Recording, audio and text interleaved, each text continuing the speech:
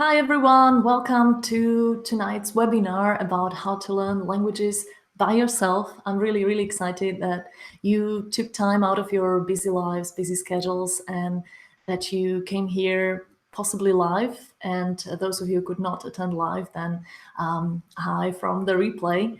My name is Lidia Machova. I am a polyglot and a language mentor, and I would like to tell you some tips about how to learn languages much more effectively than what we are used to normally from language schools and the school system. And tonight I'm going to be speaking about 5 mistakes that people make in language learning.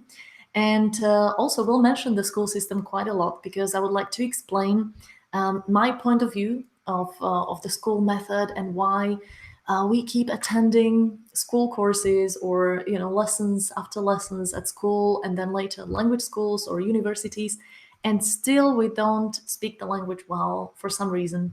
And I believe many people are confused. Why is it? I mean, they believe language learning must be really difficult, and that's the reason why I cannot do it, and everyone else speaks the languages, and I don't. So in my webinar today, I hope to explain some of these things to you from a new point of view, and hopefully it will help you understand how you can change your own language learning style as well, because it actually doesn't take that much of a change. Sometimes what it requires is just a change of approach. So hopefully this webinar will be good motivation for you to start doing something differently if you haven't been so successful with your language learning. I see a few hundred people already live, so that's so cool that you all came live and on time even. That's amazing. We are always, I know it's a bit confusing with the time zones. We would like to have a timer on the website which would show when the video starts, but we had some technical problems with it the other day, and someone wrote to us that they saw a different time than what it showed on the website. So now we just let you know we're starting in an hour, we're starting in 2 hours. Anyway, I really appreciate it when from all of you that you came live. I would like to see who is actually here or just know something from you. So please let me know in the comments who is watching. I would really love to know that, because I like to do these things live so that I can interact with you.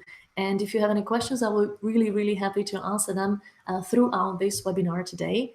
I see that some guys were asking about the time schedules, and Peggy, estoy aquí con mi cuaderno, puedo esperar, que bien, me alegro mucho. Meg, je suis si excitée. I love it when you guys write to me in all different languages. This is really cool. Domingo, Mel, Mia, Elizabeth, all saying hi in whatever language you like. So that's really cool. All the others, please let me know as well in the comments below. What you need to do is just have this webinar open in one tab, and in the same browser have your Facebook account, so that you can write a comment, and you don't need to worry that all your friends will see this comment, because this is just for this website now. So I would really like to hear more comments or questions from all of you, and it actually pays off to do that, because I'm going to draw one lucky winner at the end of this webinar who is going to win a really cool prize. And I'm going to choose from among the people who are now participating, who are writing. I see Hakim, participant of our previous language course. Hakim, hi, nice to see you. Jerry, Jason, Maya from Prague, Birgitta from the USA, Halina from Lvov. Oh, this is really cool. Lisa as well. It's really cool to see you all guys here. I'm happy to see you or not see you. I mean, in this way, in this live streaming way, at least. So what are we going to talk about today? As I mentioned, it will be about 5 mistakes in language learning, the school method, which I really believe cannot work the way it does. And I would really love to explain to you how, and I have a beautiful metaphor to explain it, because I love metaphors to explain stuff.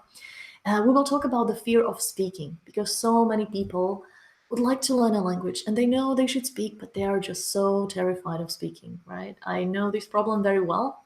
I've been through this same problem with all the languages that I've learned so far. So I would like to tell you a few practical tips on how you can overcome that. And we will talk about how to motivate ourselves, because this is the biggest struggle when learning a language: how to stay disciplined, how to have the motivation, not just at the beginning, not just be excited and buy a book, but really stick with it and learn for several weeks or months, because this is what it takes to learn a language, right? And that's why we are going to give really, really practical tips about that. Now, before we start, I would just like to briefly introduce myself. I know that many of you probably know me or know something about me, but I would like to just let you know who I am for those of you who see me for the first time, because I know there's a lot of people like that too. So, I am Lidia Machova. I'm from Slovakia, currently living in Slovakia as well. And I've been a language learner for 18 years of my life, which is almost all my life. I started when I was 11. And every 2 years, I kind of add on a new language. I started with English and German at school. So this was the school method plus some learning by myself. And then Spanish, when I was studying at the university, I started learning Spanish totally by myself without a teacher. And that was my first language where I understood, wow, it works. I can actually learn a language by myself if I do a few things, which I'm going to tell you about today. And then I added Polish because I was working at a call center, and they said if I do my call center stuff, not only in German and English, but also in Polish, I'm going to get €1 more per hour.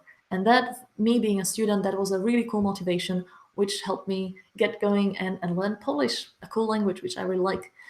And then I learned the Slovak Sign Language. I learned it for 2 years, attending classes. This is one of the languages which you can hardly learn by yourself. I mean, for the Slovak Sign Language, there are no materials out there, but with a teacher, it was quite a cool experience. And then French afterwards, and then Esperanto. I did not need 2 years for Esperanto because it's such an easy language that you can easily cover it within a few weeks or months. So it took me about 2 months to really speak it. And trust me, it's not because I'm super talented, it's because Esperanto is that easy. And then I learned Russian with a really cool motivation. I wanted to travel across Russia on the Trans-Siberian, and I did it last year, and it was one of the best trips ever. So for traveling purposes, I learned Russian, and now I'm happy to be able to be in touch with Russians too, or Russian-speaking people. And currently, I'm working on quite an unusual language. Many people look at the flag and ask me, like, what is it? Well, this is the combined flag of Kenya and Tanzania, because I'm learning Swahili, which is the second biggest language in Africa, in case you didn't know. So it's quite useful actually, but many people don't know that, and it's really fun. I love learning Swahili. I'll tell you a bit more about it later on. So this is just to introduce myself as a language learner. Now, besides, I've been working with languages professionally, basically all my adult life. I was a conference interpreter for 2 years. I interpreted Brian Tracy, Tony Robbins, some Slovak politicians who probably don't, I mean, the names would not mean much to you. I interpreted a Peruvian shaman in the rainforest in Peru. It was really, really cool. And so this enabled me to get in touch with languages in a different way, in a more professional way. I worked with English simultaneously and consecutively. So that was my job 2 years ago, until 2 years ago, and I really loved it. Besides, I've been a language teacher basically all my life, adult life. Again, I started when I was just 15, and I helped some students from lower classes in my school, and then I taught in companies and language schools and at the university, and I attended some language teacher conferences, etc. So I've been in this language teaching, learning area basically for a lot of time. And I know the struggles of both a student of languages and a teacher of languages, because many teachers get really frustrated because they see that they cannot help their students as much as they would like to. And this was my case as well. I was demotivated in the last years of teaching English, because I just did not see the improvement in my students that I wanted to see. And that is exactly why I became a language mentor, which is my new profession. I kind of made it up because I wanted to teach, but not really teach. I did not want to teach people a language. I wanted to teach them how they can learn a language by themselves. And that's exactly what language mentoring is all about. I do a lot of public lectures. I do a lot of seminars here in Slovakia, and now also in English online. You're participating in one of these events right now. So I'm trying to spread the idea that languages have to be learned, they cannot be taught. This is the basic idea, which I've been dealing with for the last 2.5 years. And I'm really glad that more and more people understand that it really is important to learn and not just wait to be taught. And finally, I've also organized two of the biggest events, world events for polyglots. You may have heard about the Polyglot Gathering, which was in Bratislava this year and last year. And maybe I can already say a little bit insider information, will be in Bratislava also next year for the very last time.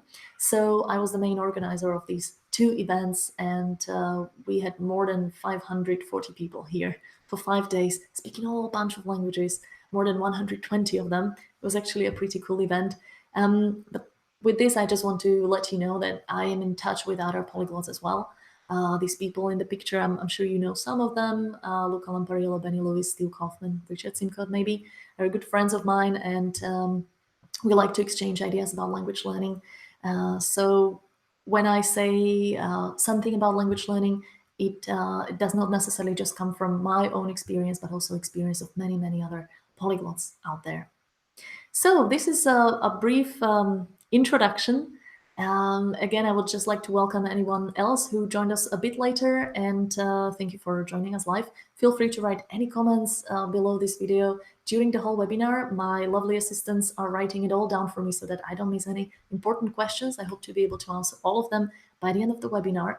And one of you can win a special prize only from among the people who write comments. Of course, we support active participation. So let's get started with what you came here for, right?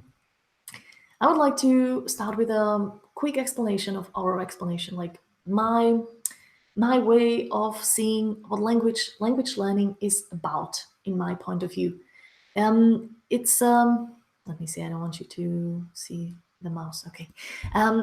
What language learning is really about, I would like to put it in a metaphor, which I've mentioned somewhere else, but I think this explains it in the best way possible. Have you guys seen the movie Castaway from 2000? It's a really wonderful movie. I'm sure many of you have seen it with Tom Hanks.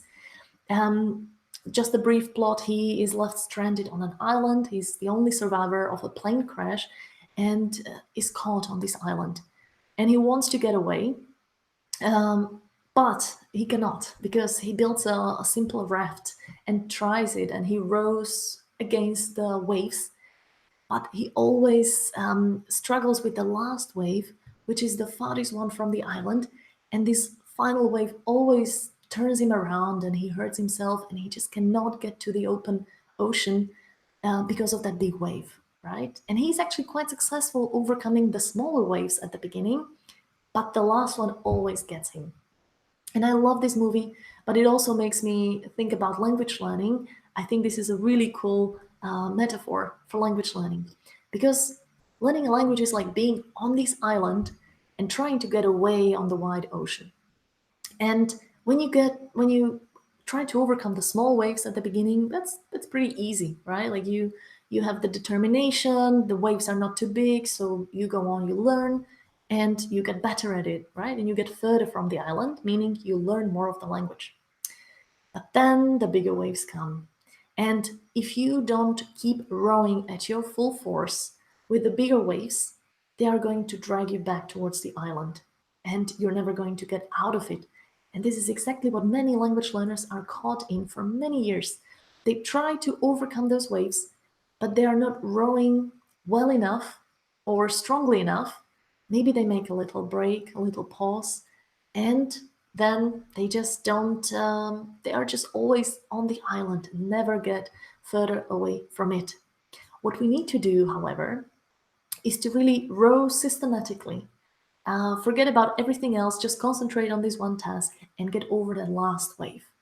Now, the last wave, when you get over it, that's an amazing feeling where you know that you speak the language fluently. You're at the level of comfortable fluency, which means you don't have to think too much about how to express something or how to understand someone. You just know. You can use the language. You don't know everything, of course. You make a lot of mistakes. That's perfectly fine.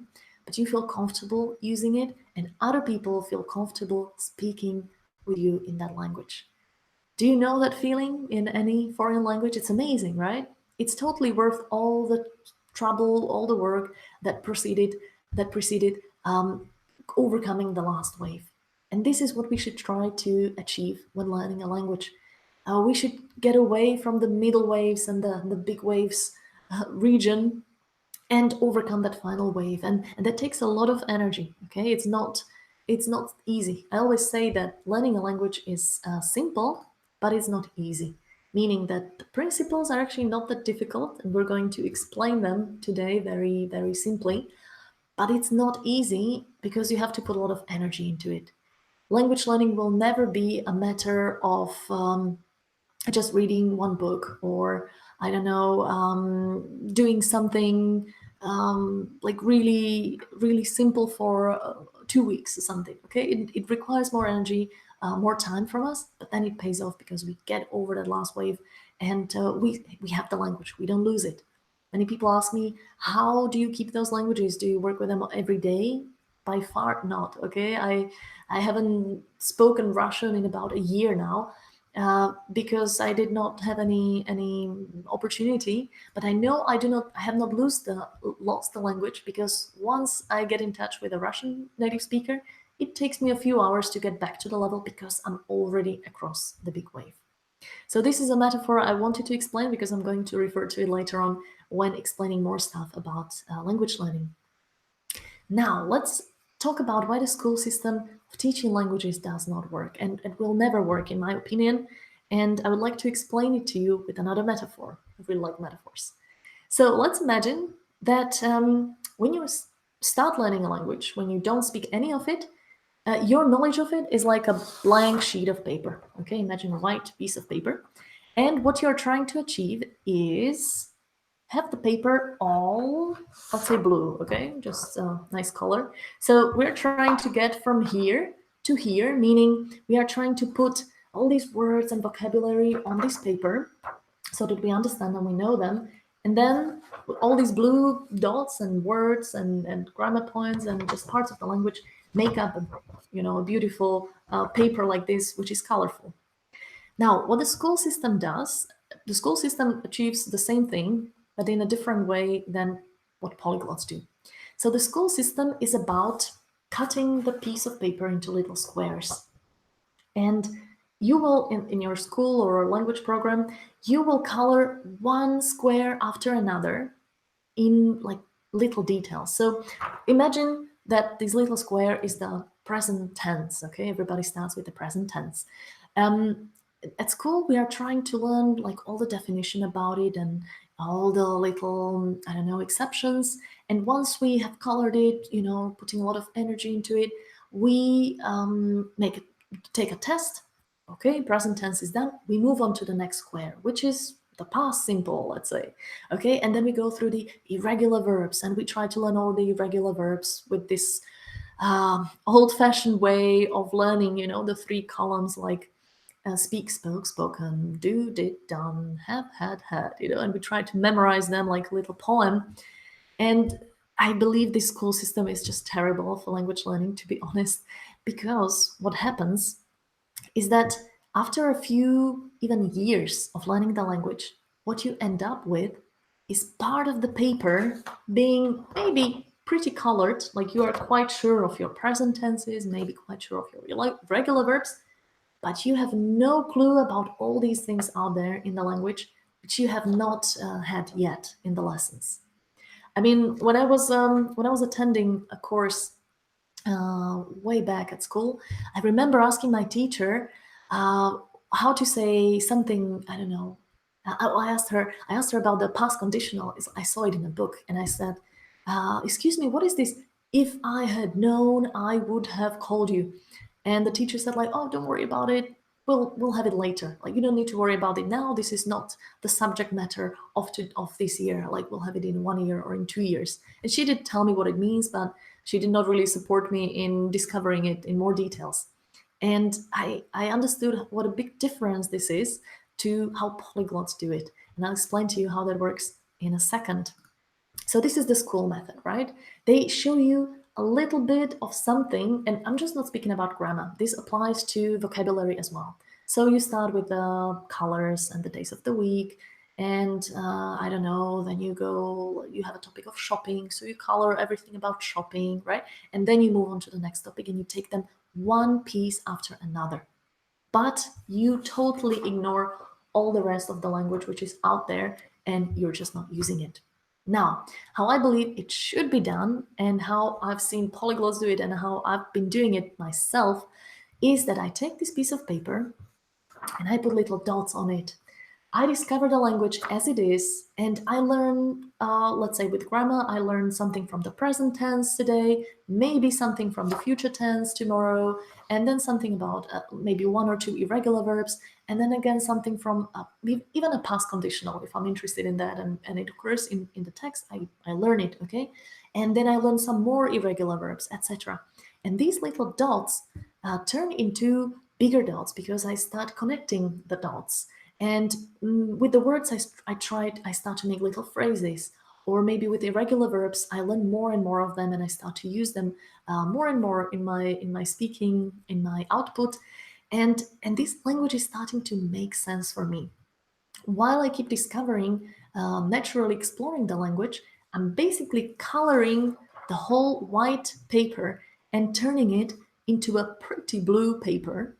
But as you can see, this is all done in a very spread out way. So I'm not doing just a little bit here, learning all the shopping vocabulary, but I learn maybe a bit of shopping vocabulary, like some of the words here, and maybe in half a year.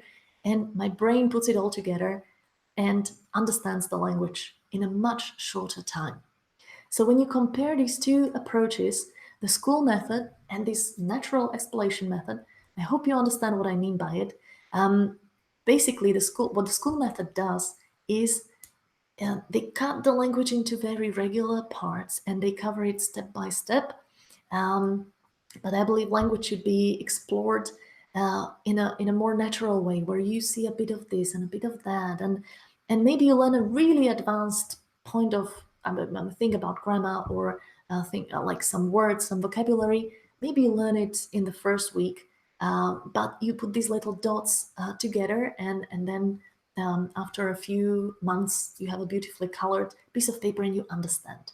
Of course, there are still some white spaces on the paper. I believe we can never really achieve a fully blue paper if it's not our mother tongue. There will always be some words which we will not understand. But anyway, this also happens in our mother tongue, right? I don't know all the words in Slovak, and I often see or hear something from a really expert vocabulary, and it's new to me. I've never seen the word. But this is not the point. We're trying to understand the language and use it comfortably, right? Get across that wave where it becomes natural. So the last wave could look something like what you see in the picture on the right. It's a place where we know a bit from the language from various areas and enough grammar to get by. We don't know everything, but we're coloring in more and more and more and more, trying to fill those white spaces. Does that make sense? I would love to see if it does. Please write to me in the comments. I would really like to see if I make myself clear with this explanation, because I really believe this is it. This is why the school method cannot succeed even after many years, because you are concentrating on a very limited part of the vocabulary. And the reason for this is that mostly in schools and language courses, we use a single book. And no one tells us to go out there and listen to podcasts or read other books or watch series or something.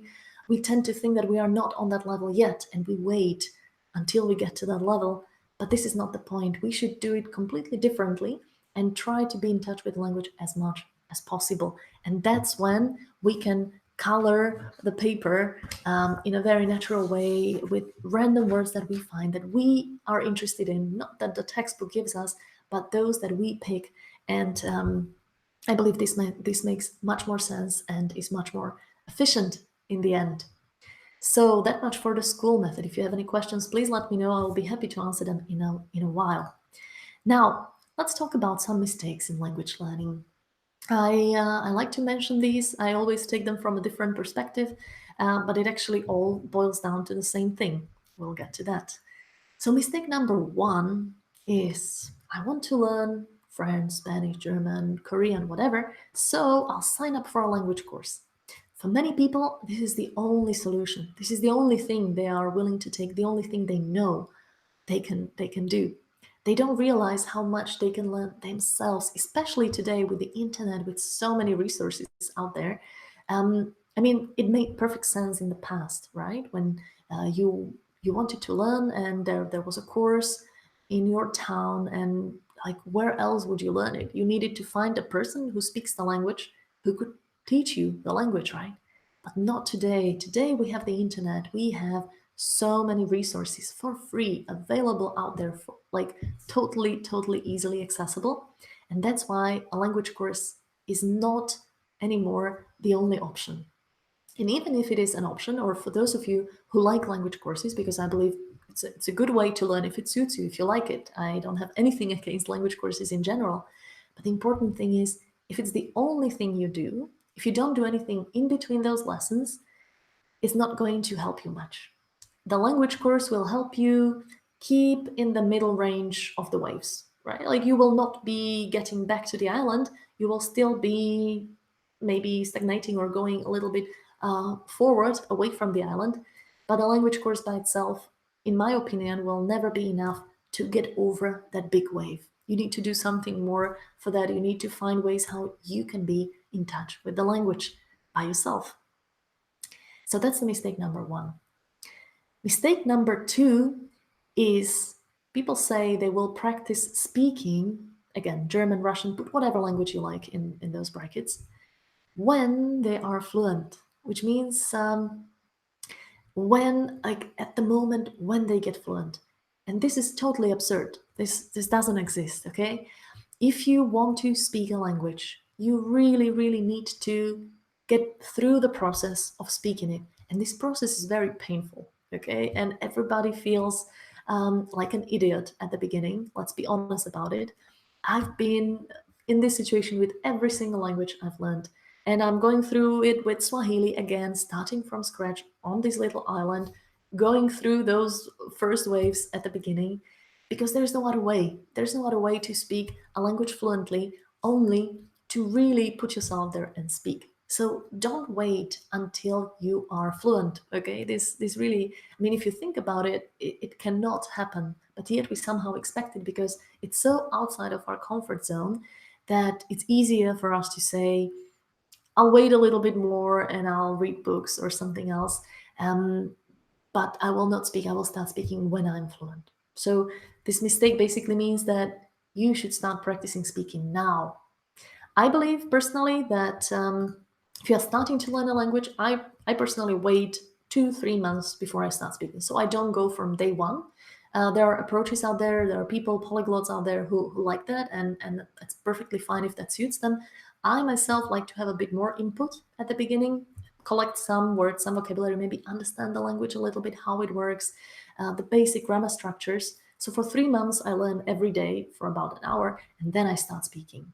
And trust me, I'm not ready for that speaking when I do that. Okay, I had my first Swahili lesson about 2 months from the start, and that was terrible. I felt so bad, and I was so tired after it because I could not speak. Of course, I mean, I cannot say much with 2 months of learning Swahili.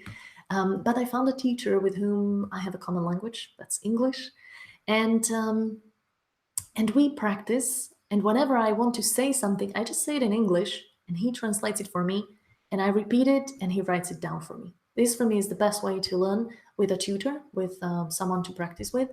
Now, because uh, they are like a dictionary for me, providing exactly the information I'm looking for. I cannot know them. Okay, I don't know anywhere. I don't have a source to know these words yet.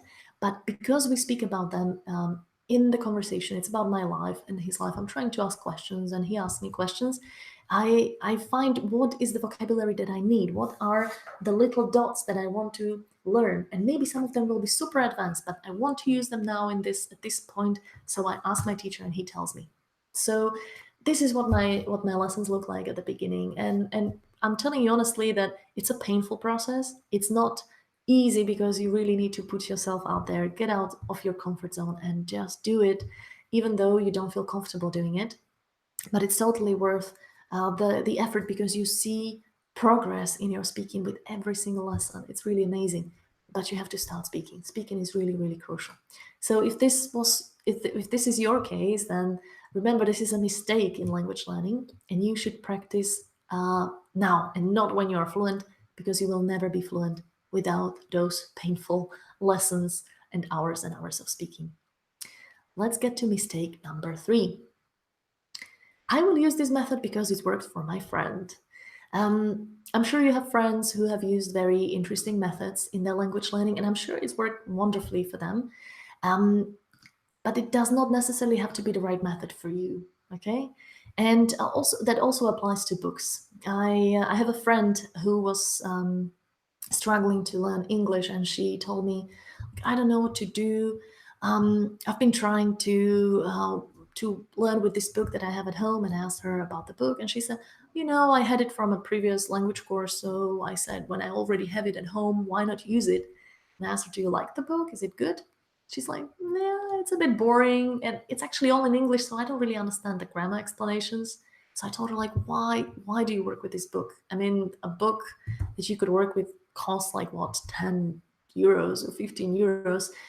Forget about the book you have at home and get a book that you really like. It's so important to find materials which you like, because otherwise it's not going to work for you. There are discussions among polyglots about, what is the most effective way to learn vocabulary, for example. There are people who are big fans of Anki, so spaced repetition system, and there are others who are fans of the gold list method and memorize and memory palaces, etc.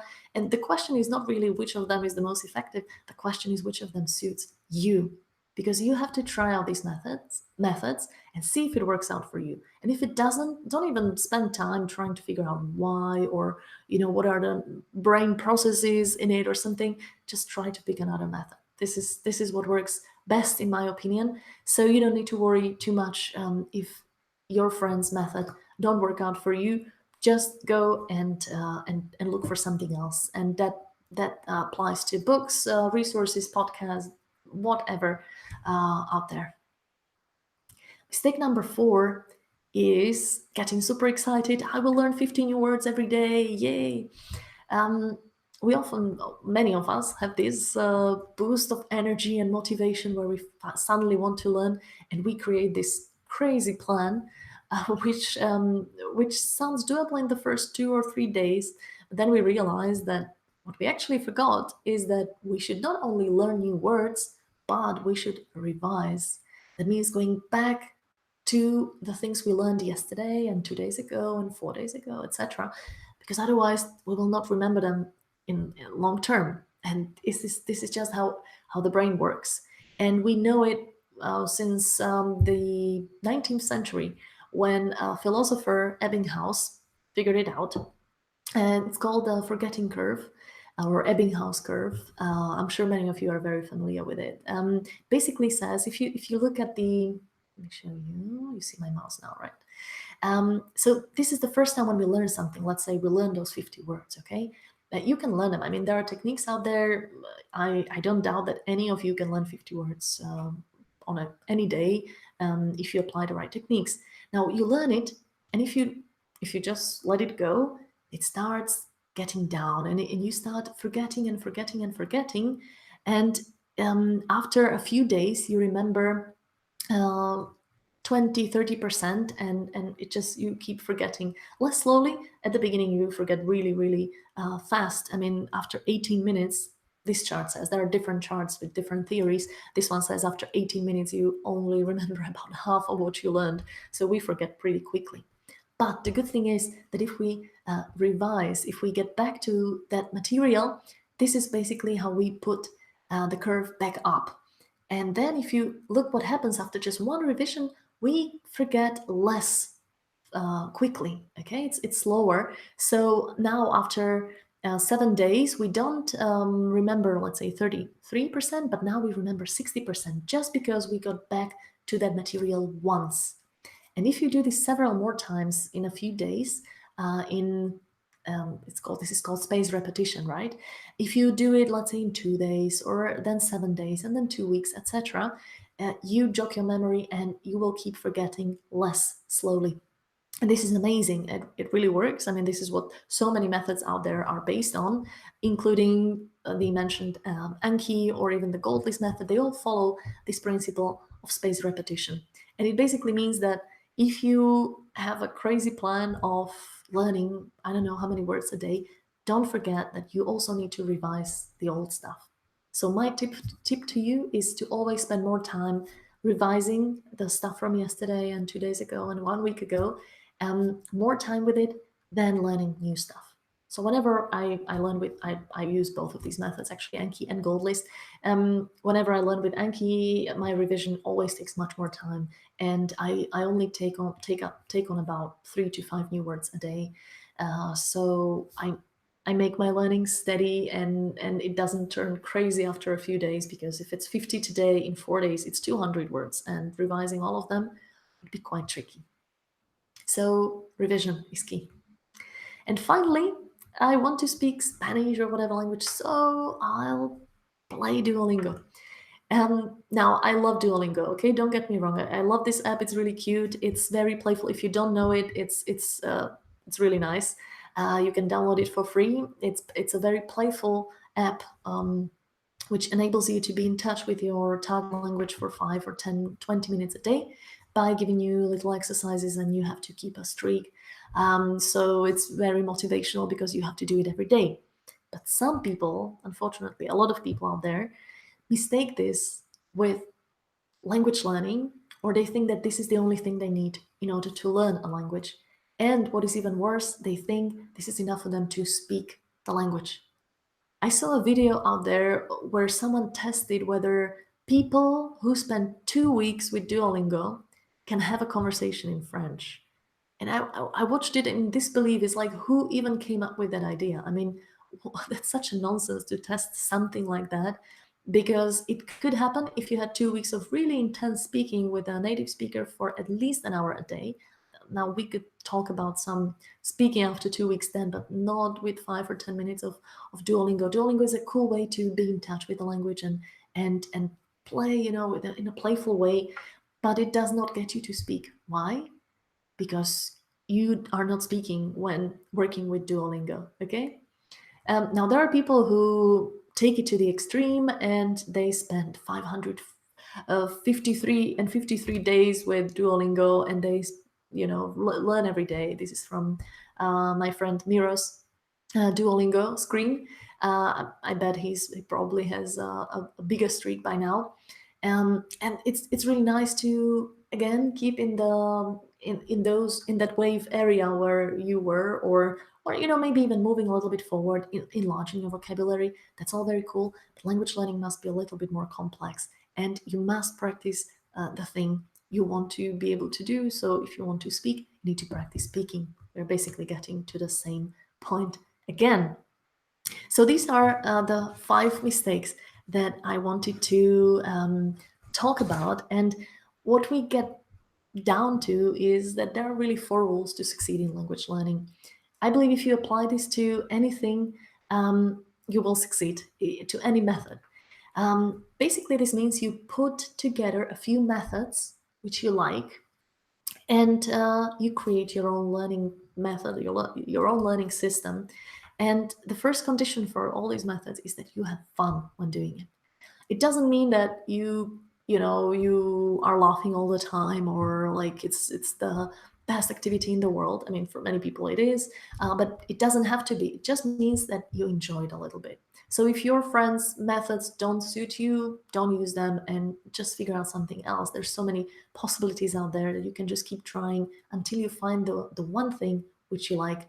It can be listening to podcasts, it can be watching TV series, or reading some blogs and writing down vocabulary from it, or writing, I don't know, little short stories, whatever you like, you need to enjoy.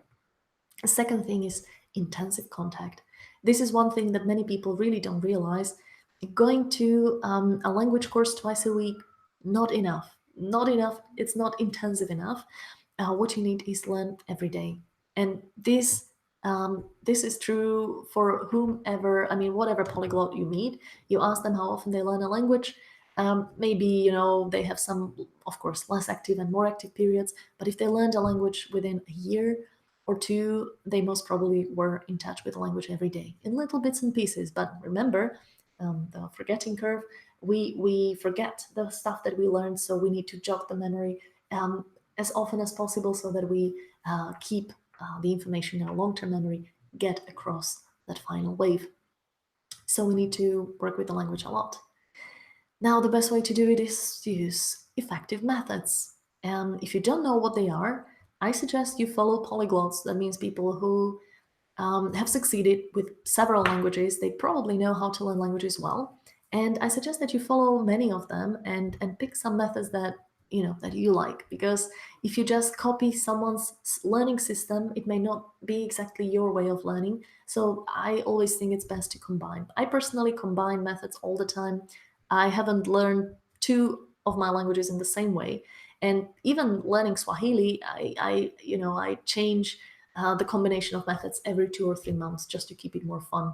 So right now, I'm using my Goldlist, which I really love, and I'm a big fan, a big promoter of the method. Now I'm writing it in a smaller notebook with only 14 lines, and other side, and I'm writing these expressions and filtering them and distilling them on the other side, and then again in 2 weeks.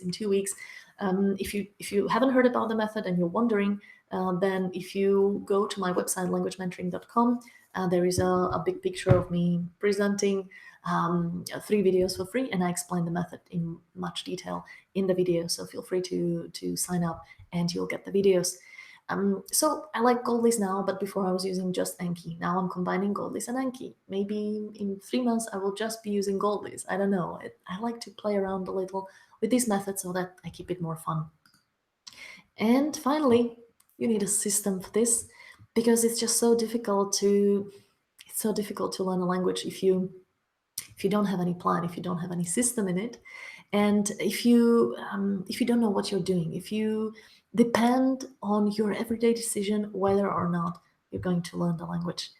I don't depend on it because I have a plan. I wake up and I know what to do, and I know I have a chart in which I put it so that I know I've done this thing for the day, and I don't have to think whether today is the good day for speaking or not. I schedule my lessons in advance, and this is how I succeed in language learning, language after language.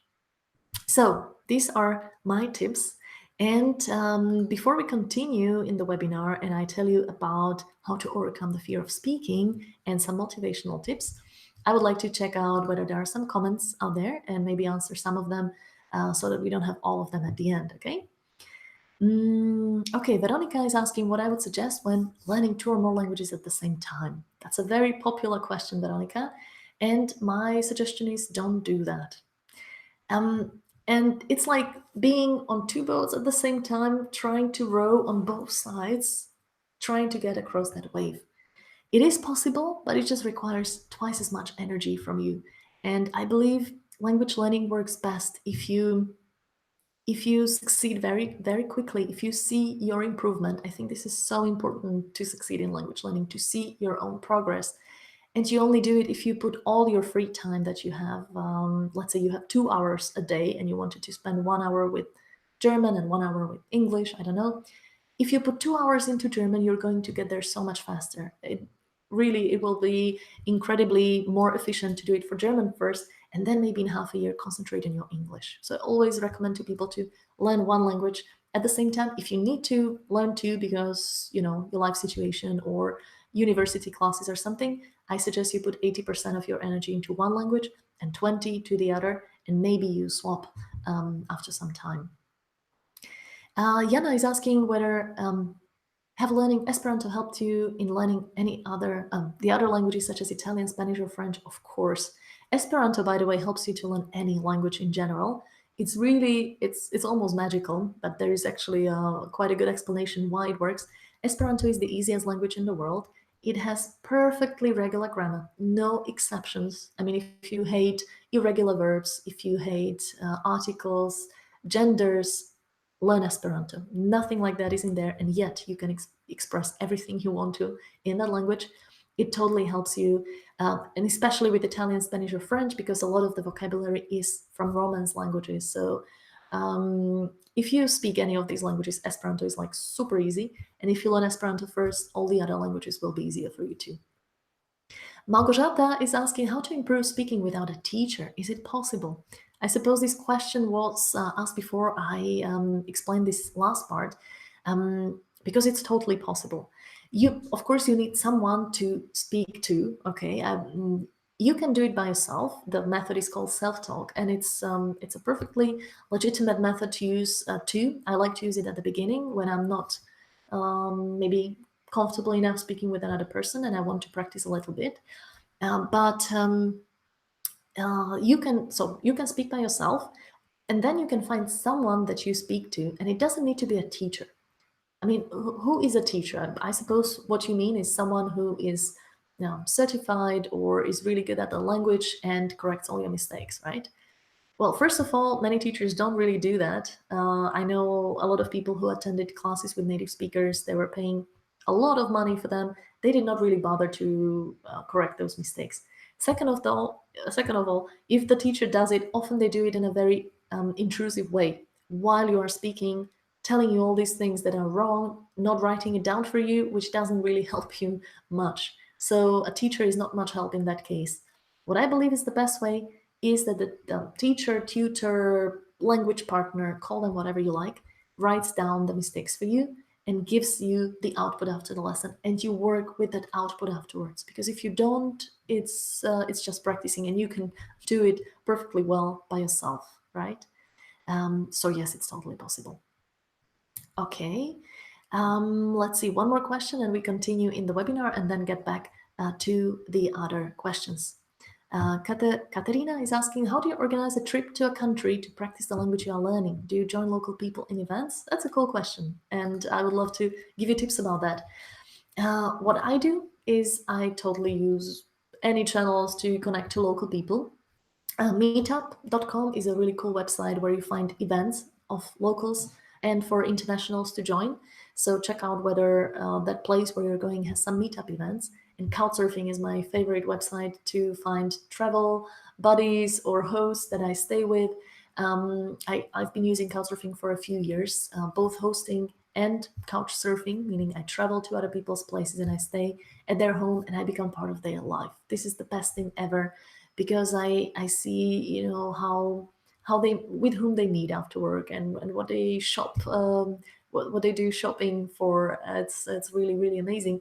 So these are the two websites that I totally recommend.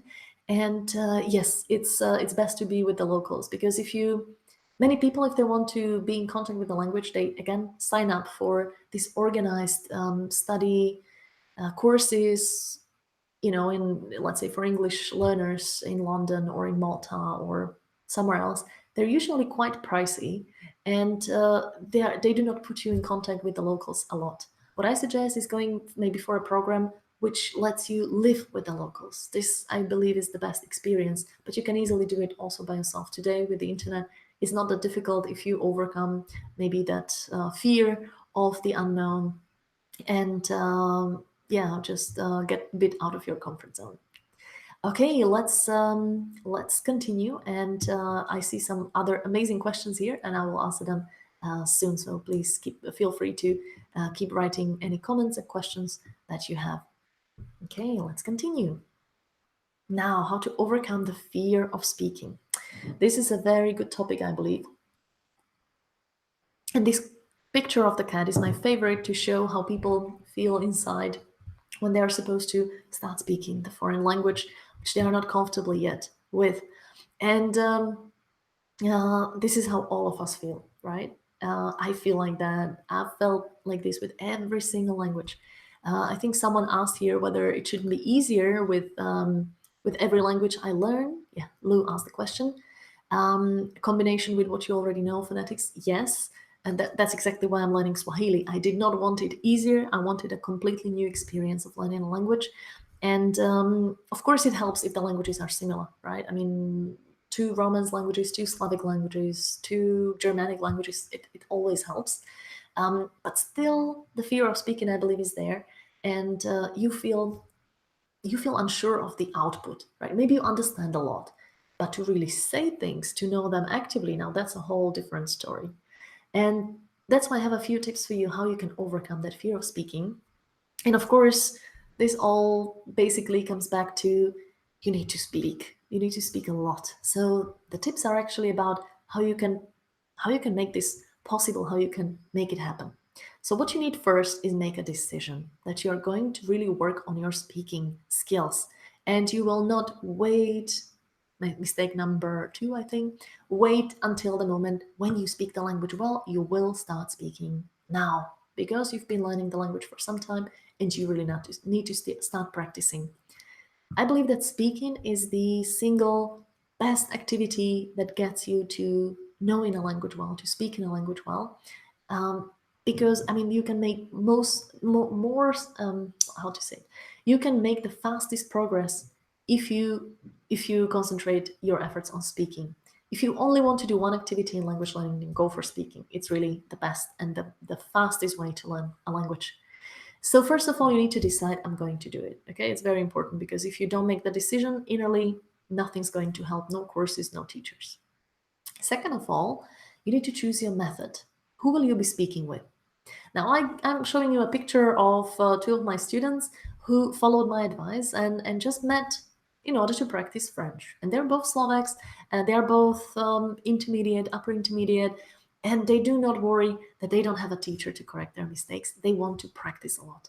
And this is a cool thing to do. Find someone who is learning the language as well and is eager to practice, and make sure you practice with them. Don't worry about not being corrected. Don't worry about learning from their mistakes or something.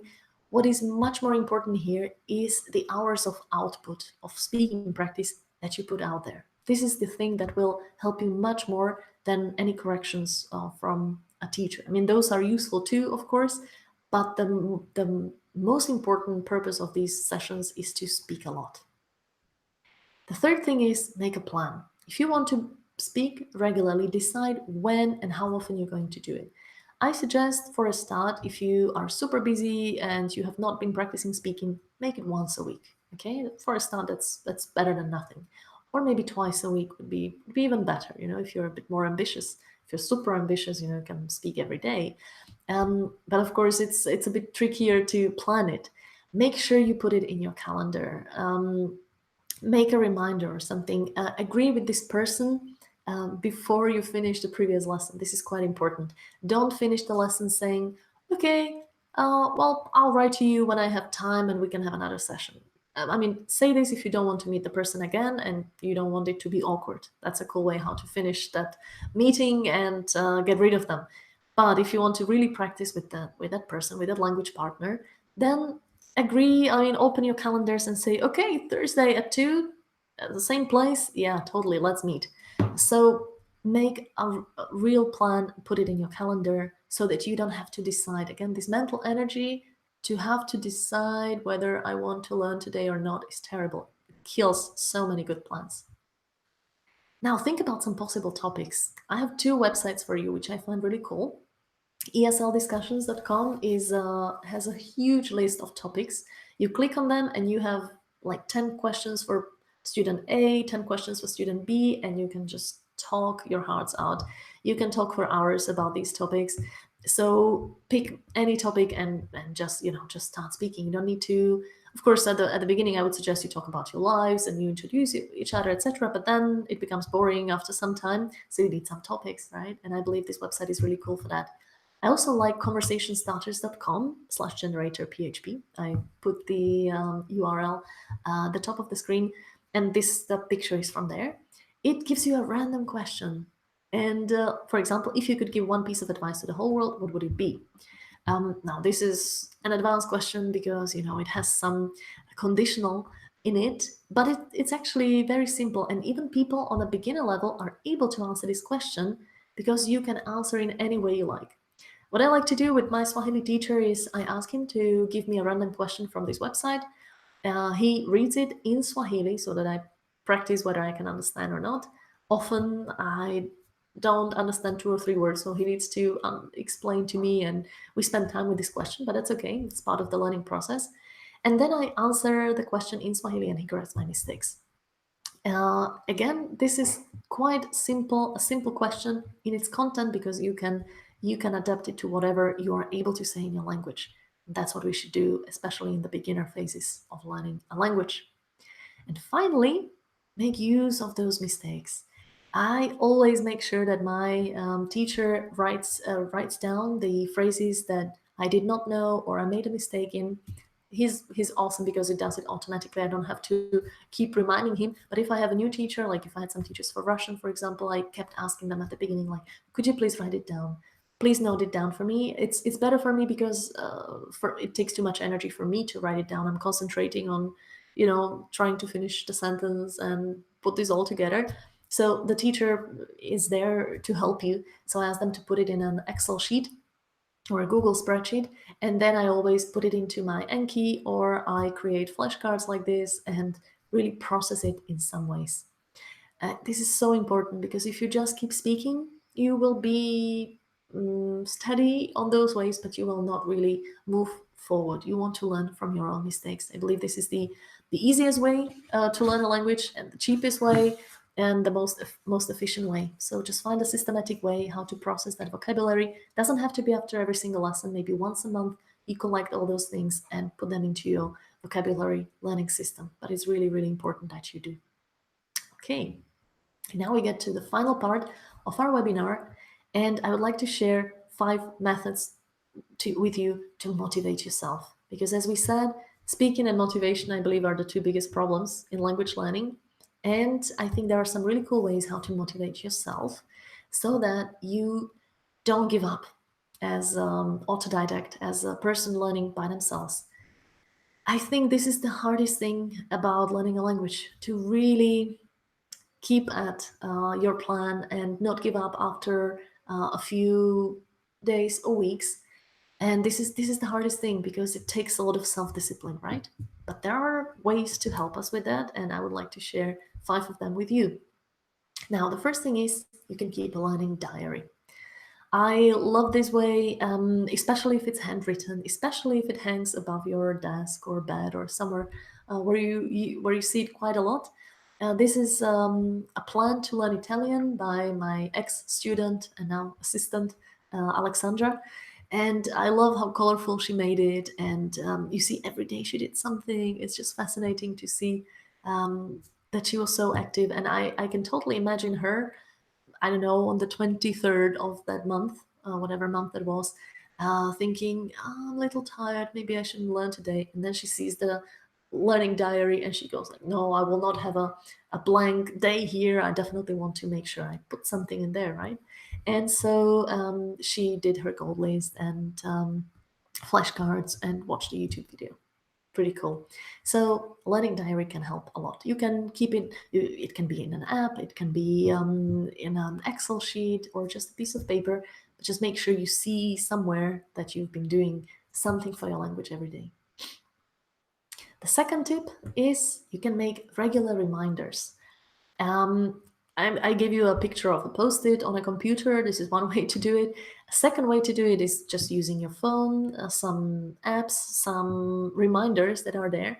I'll give you an example which works for me really well. I have this desk that you can use sitting or standing, the one that is that moves its position. And as you very well know, it's not very healthy to be sitting all day, and I use my computer a lot. So I said, okay, I need to spend more time standing while working. But I never feel like it. Okay, when I bought it, I was excited about it for a week. I was standing every day, and then I was a little bit like, yeah, maybe today I'll make an exception and I'll just sit. I mean, I'll stand tomorrow. And then I realized that what I need to do is make a reminder in one of my apps on my PC, and it just tells me twice a day. It just shows me on the screen like stand up. And in my system, I know that I have to have a really, really good reason not to do it. because otherwise I will feel terrible. I mean, when I click on it, I'm saying basically I'm doing this, and I only skip that if I'm, for example, I don't know, if I'm sick or I have a headache or something, like a real health reason not to do it. But otherwise, even if I don't feel like it, I say like, oh, not again, you know. But I push the button, and the table goes up, and I stand up while working, and then I feel amazing, right? So this is it works so magically with simple things in life like this, and it works just as well with learning a language. So you can give yourself a little reminder of scheduling a lesson online with your tutor, teacher, language exchange partner. You can, I don't know, give yourself a little reminder, maybe on a fridge or something, like, have you practiced some speaking this week? And you really need to give yourself an answer to that question when you see it. So I believe this helps a lot if you make regular reminders like this, and you make your learning a bit systematic. By the way, I also do it in order to meet my friends. With some friends, you just fall out and you are not in touch so regularly. So I sometimes give myself a deadline, like 2 weeks from now, that I should schedule again a meetup with someone I haven't seen in a long time, so that we can Skype or something. I believe it works well for many things in life. Thirdly, you can get a ticket to your target country. Now, we've mentioned it in one of the questions, and this is my very favorite way to motivate myself, and it works so well. This is me in the Trans-Siberian Express, which I've mentioned before. As you can see, it's not really fit for my size. I'm pretty tall, and these beds were a little bit smaller, so it was quite fun, but still an amazing journey. I totally enjoyed it. And 2 years before I decided to do that trip, I started learning Russian, and I was learning it with this purpose of making this trip, and of course, speaking a new language, and just learning a language in general. But it totally kept me going, and I had my flight to Moscow at least half a year before I was going. And then I bought my train tickets, and I knew I have to make my learning as intense as possible, because I will have to speak the language in Russia, and I don't want to use English. I never used any English in there, just Russian. So this was a very good motivation. When you already have the ticket, when you paid for it, you are going to need the language. So that's how I motivate myself, and I'm planning to do it with Swahili as well. I want to buy tickets to Tanzania and Kenya for next year. I need to check out weather conditions to decide which month will be the best. But I know that my Swahili learning will be the most intense after I buy that ticket. And then what you can also do is you can sign up for a language certificate. And if you don't want to travel to that country, maybe you could motivate yourself in a simple way by giving yourself a deadline. That means, let's say your certificate will be in 3, 4, 5 months from now, and you know that you will have to sit for this exam in writing, speaking, vocabulary, grammar. And usually people learn really, really intensively in those weeks before the real exam. So even if you don't need a certificate, maybe this could be a cool way to do it. And you will have to work hard to work on that level in all areas possible. And finally, what I suggest you do as well is not to learn totally by yourself. Find some learning buddies, someone to learn with. It can be a single person that is as dedicated to language learning as you are. It can be a group of people, or a huge group of people, a crowd of people, anyone you can get to help you learn the language, because it really is quite difficult to be doing this totally by yourself. Even having those lessons with the teacher regularly is something that helps. But even more helpful is to have other people around you who are going through the same things as you are, because language learning is a lot about motivation. It's a lot about self-discipline and overcoming these psychological problems rather than language learning problems, and having people around you who can support you, who can feel with you, feel for you. That really helps a lot. And this is actually exactly one thing that I can help you with. If you would like to find such learning buddies, I have quite an interesting offer for you, which I would like to briefly tell you about now. Then I'll answer your questions. Some of you may have heard about the Autodidacts Academy. It's a course that we organize now about every 2 or 3 months. And we basically get a group of people together and we learn how to learn languages effectively. These are some of the participants of the program. There have been more than 500 now. And in Slovakia, it's a bit easier to meet them live. In the whole world, when we make an international community, it's a bit more difficult. But I'm hopeful that we will meet one day, many of us in one place. And yeah, this is how we learn, and it actually works really, really well. For 2 months, we put 50 participants together and we learn various languages. This is the coolest thing. I don't need to speak the language that you'll be learning because I will not be teaching you a language, right? I will be teaching you how to learn a language. And so that means that everyone learns whenever they want. I mean, in the morning, in the evening, we don't have like regular lessons. Everybody learns in their own time because I really believe this is the most efficient way there is. You learn how you want, meaning whatever methods you want to use, wherever you want. I mean, if you want to learn at home, at work, going to work, in your garden, whatever country in the world you like, and also however much you want, whatever amount of time you pick to spend with your day, with your language. Now, this learning is based on your individual plan, and you set your priorities with from reading, writing, listening, speaking, grammar, etc. Jeanette, thank you very much for joining. Can you just mute your microphone for a second, and I'll join you in a second. So you basically pick your priorities that you want to concentrate on. Whatever it is, I suggest that you always pick three, and you concentrate on those only. Because I think it makes much more sense to concentrate on something and see it growing rather than doing a little bit of everything at the same time. This is how my language learning works and how it's worked for many other people as well. Now, we base all the learning on the Language Master video course, which also some of you may have heard about.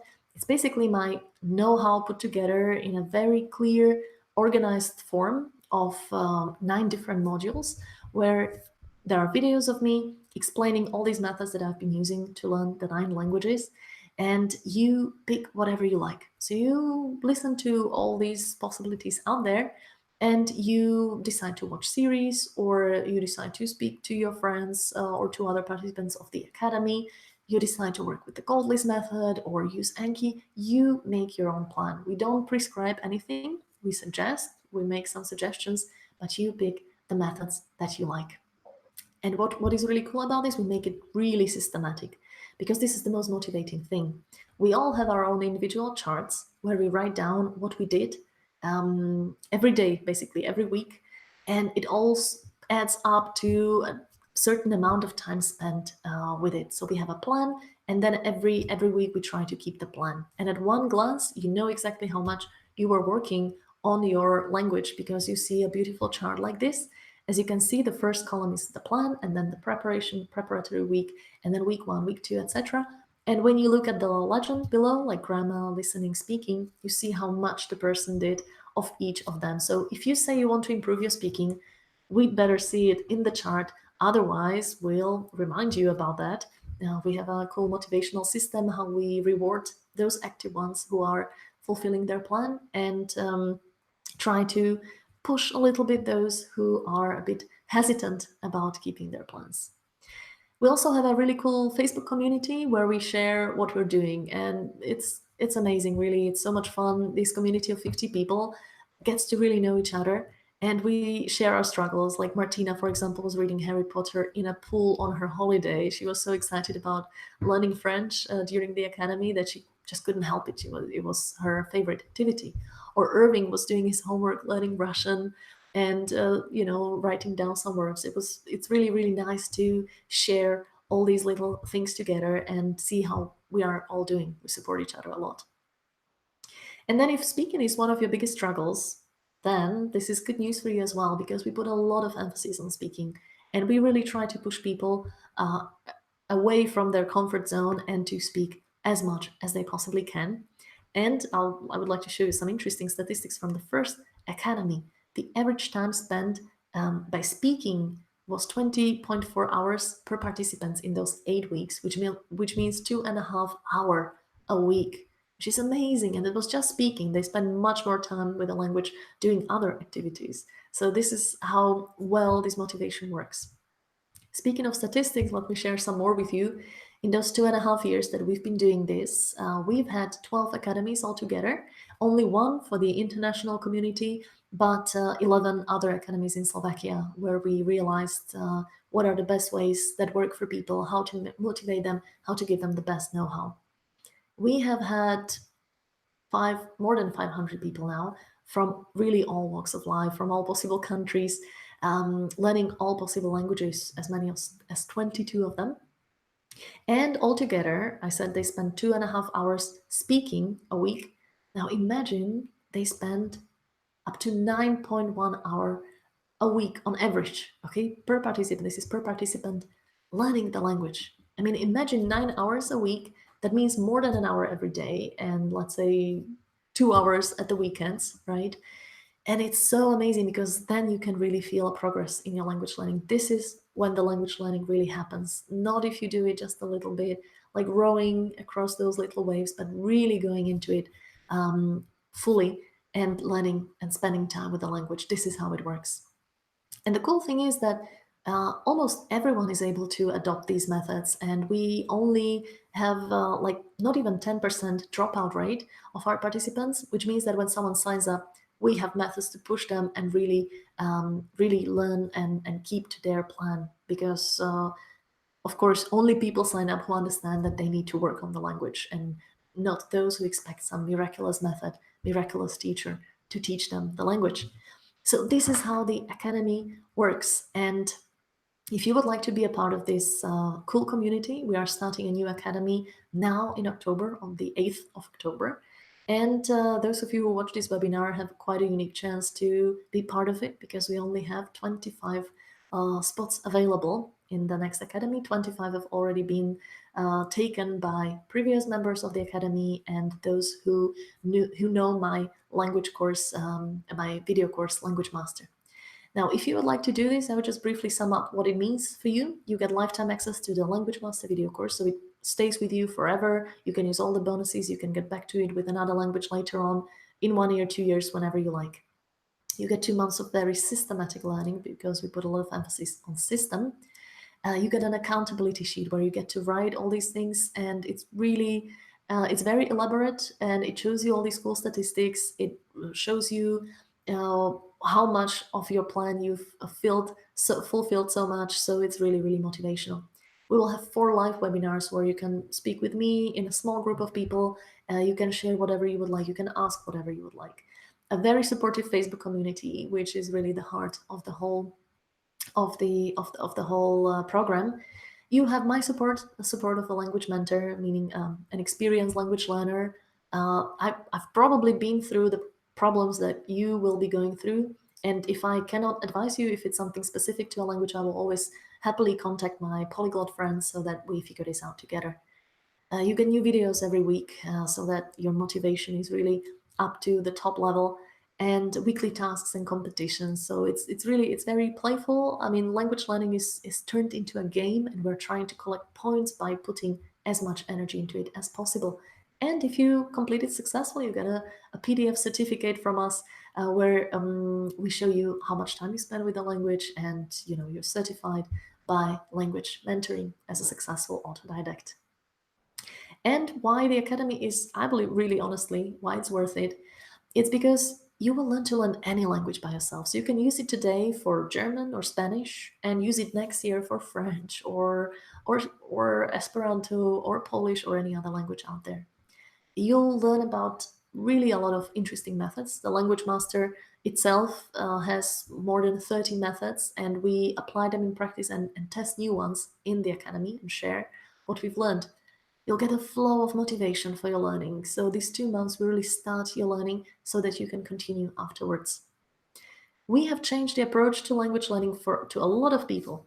Many people came to me saying, I've been learning English or German or something for 20 years, and I really don't like it. I really think I'm not talented suddenly they get addicted, they spend hours with the language, they love it, they work with the methods that they find themselves, they read books that they haven't read in a long time in their language, etc. So we try to make it fun. This is so important. You also find new friends and conversation partners in the academy. From among 50 people, there will definitely be some people that you click with, and you can stay in touch even after the academy. You will finally have a system in your learning which you can keep. You also have a lot of very particular resources from our previous academy participants. So if you are learning one of these, more popular European languages such as English, German, Spanish, French, Russian, Italian, we definitely have a long list of resources for you. If you're learning a different language, we'll try to gather some resources for you, and with your help, gather them for other people as well. And good news for you as well, if it doesn't suit you, if you're not sure if this really will work out for you or not, you can just try it. And for the first 30 days, you have the possibility to change your mind anytime, and you don't need to give us your reasons. Just write us an email saying this doesn't suit me, and you get all your money back without any fees, without any catches. This is really no risk, basically, because we want to use this for people whom we can help. There's very few people who have said that this doesn't work, but if it should be your case, no problem, you get your money back. So now the important information, what you should do if you would like to attend this academy. We are starting on the 8th of October, and it will go up to the 10th of December. So 2 months, 8 weeks with a preparatory week where you learn how to learn, and then you apply it in practice. And the worth of this Autodidacts Academy with the video course Language Master is 444 euros, but you can get it now for 247 euros. And the place to book it at is languagementoring.com/open. Or if you refresh this website that you're watching right now, you will see a big button below the screen, below the video. You can just click on it and fill out the form at the bottom of this page, and make sure that one of those spots is for you. I would like to mention that there are really just 25 spots available. We always tell about the academy first to the people who've already attended and the people who have seen my Language Master video course. They have a preference in accessing this course, and then we say we tell the public about it, like in this webinar today. So that means there are really just 25 spots available left. I'm afraid if some people are watching this in replay because this was in an unfortunate time, I hope you make it, because usually these spots sell out quite quickly. So if you would like to check it out, then languagementoring.com/open.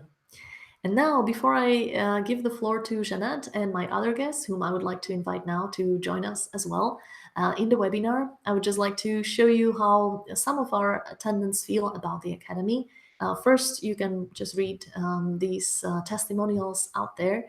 On the website, you can also watch some videos of other people who have attended this course, and you can just read these testimonials out there.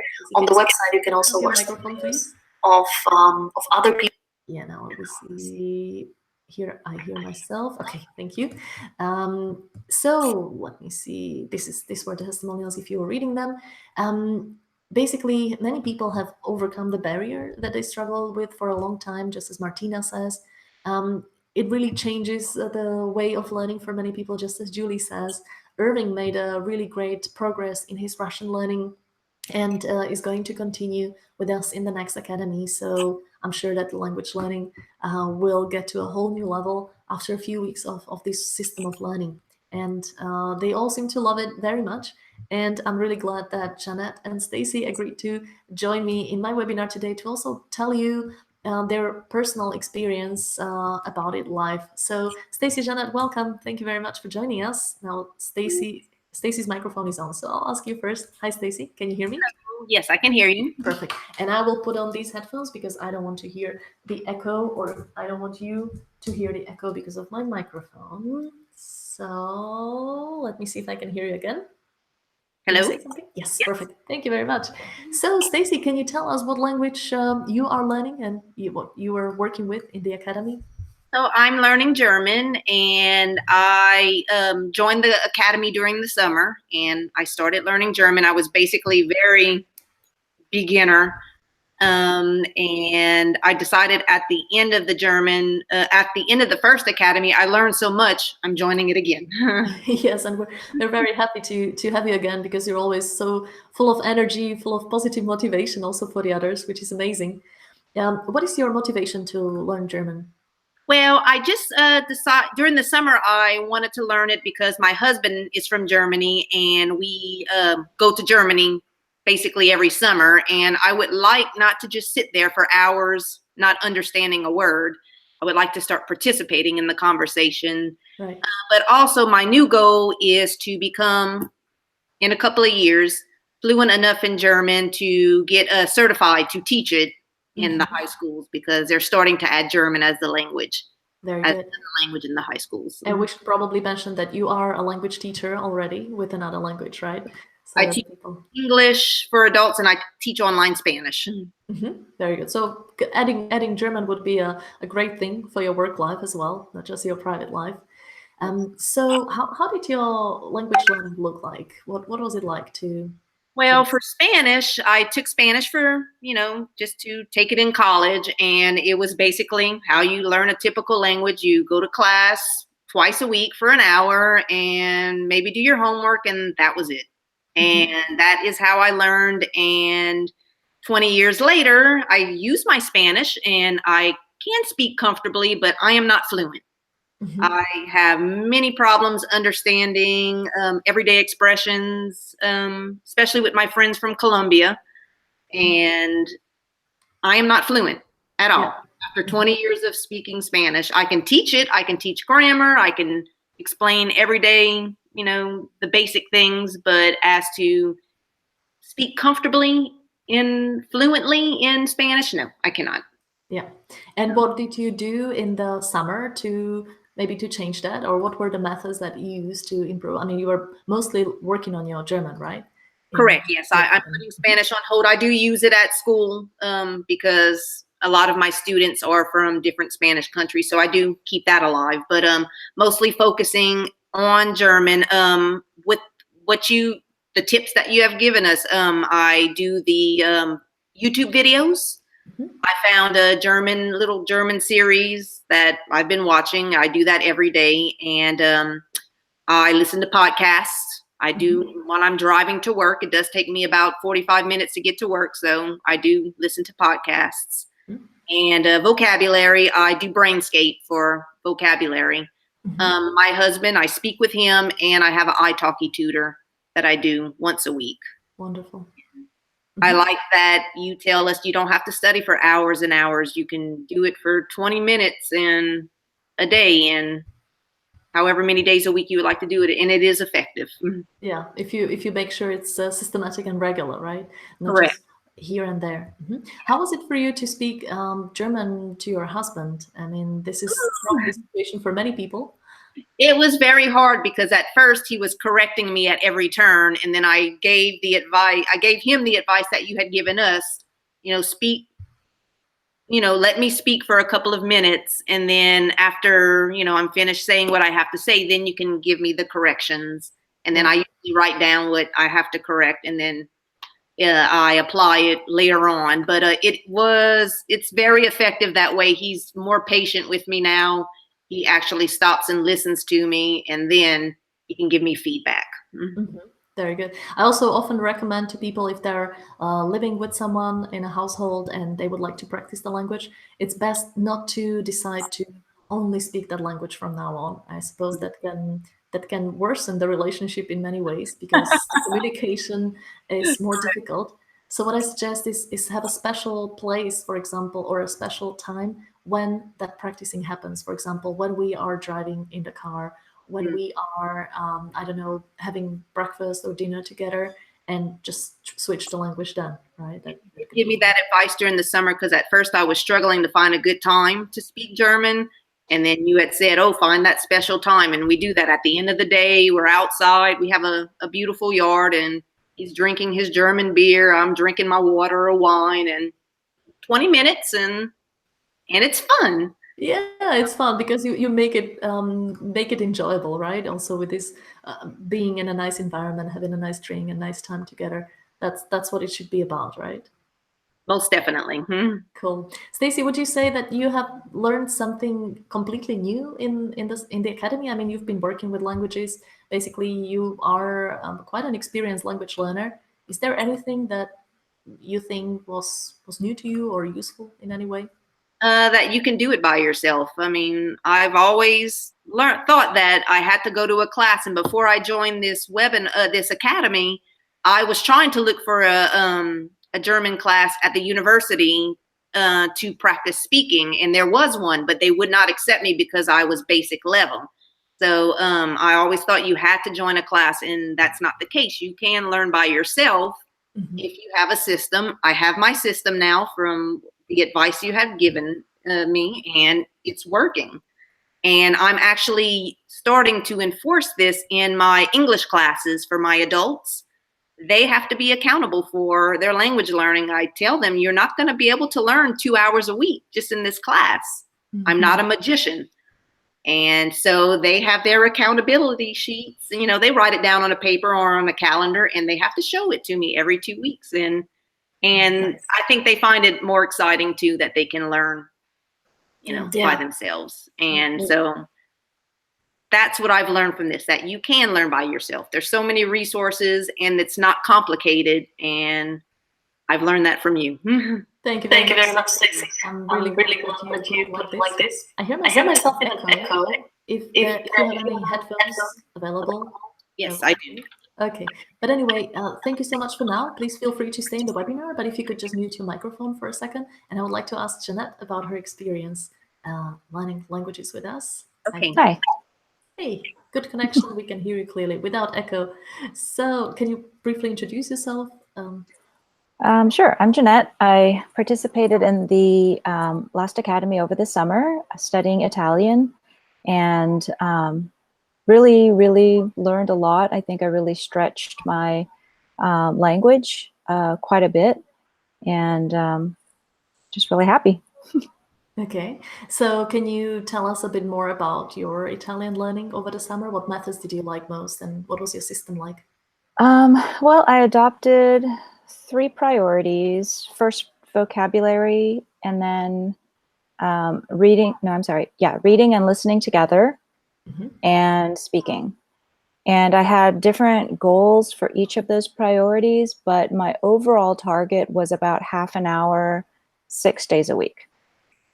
And I managed to meet that well over and above for vocabulary and listening and reading.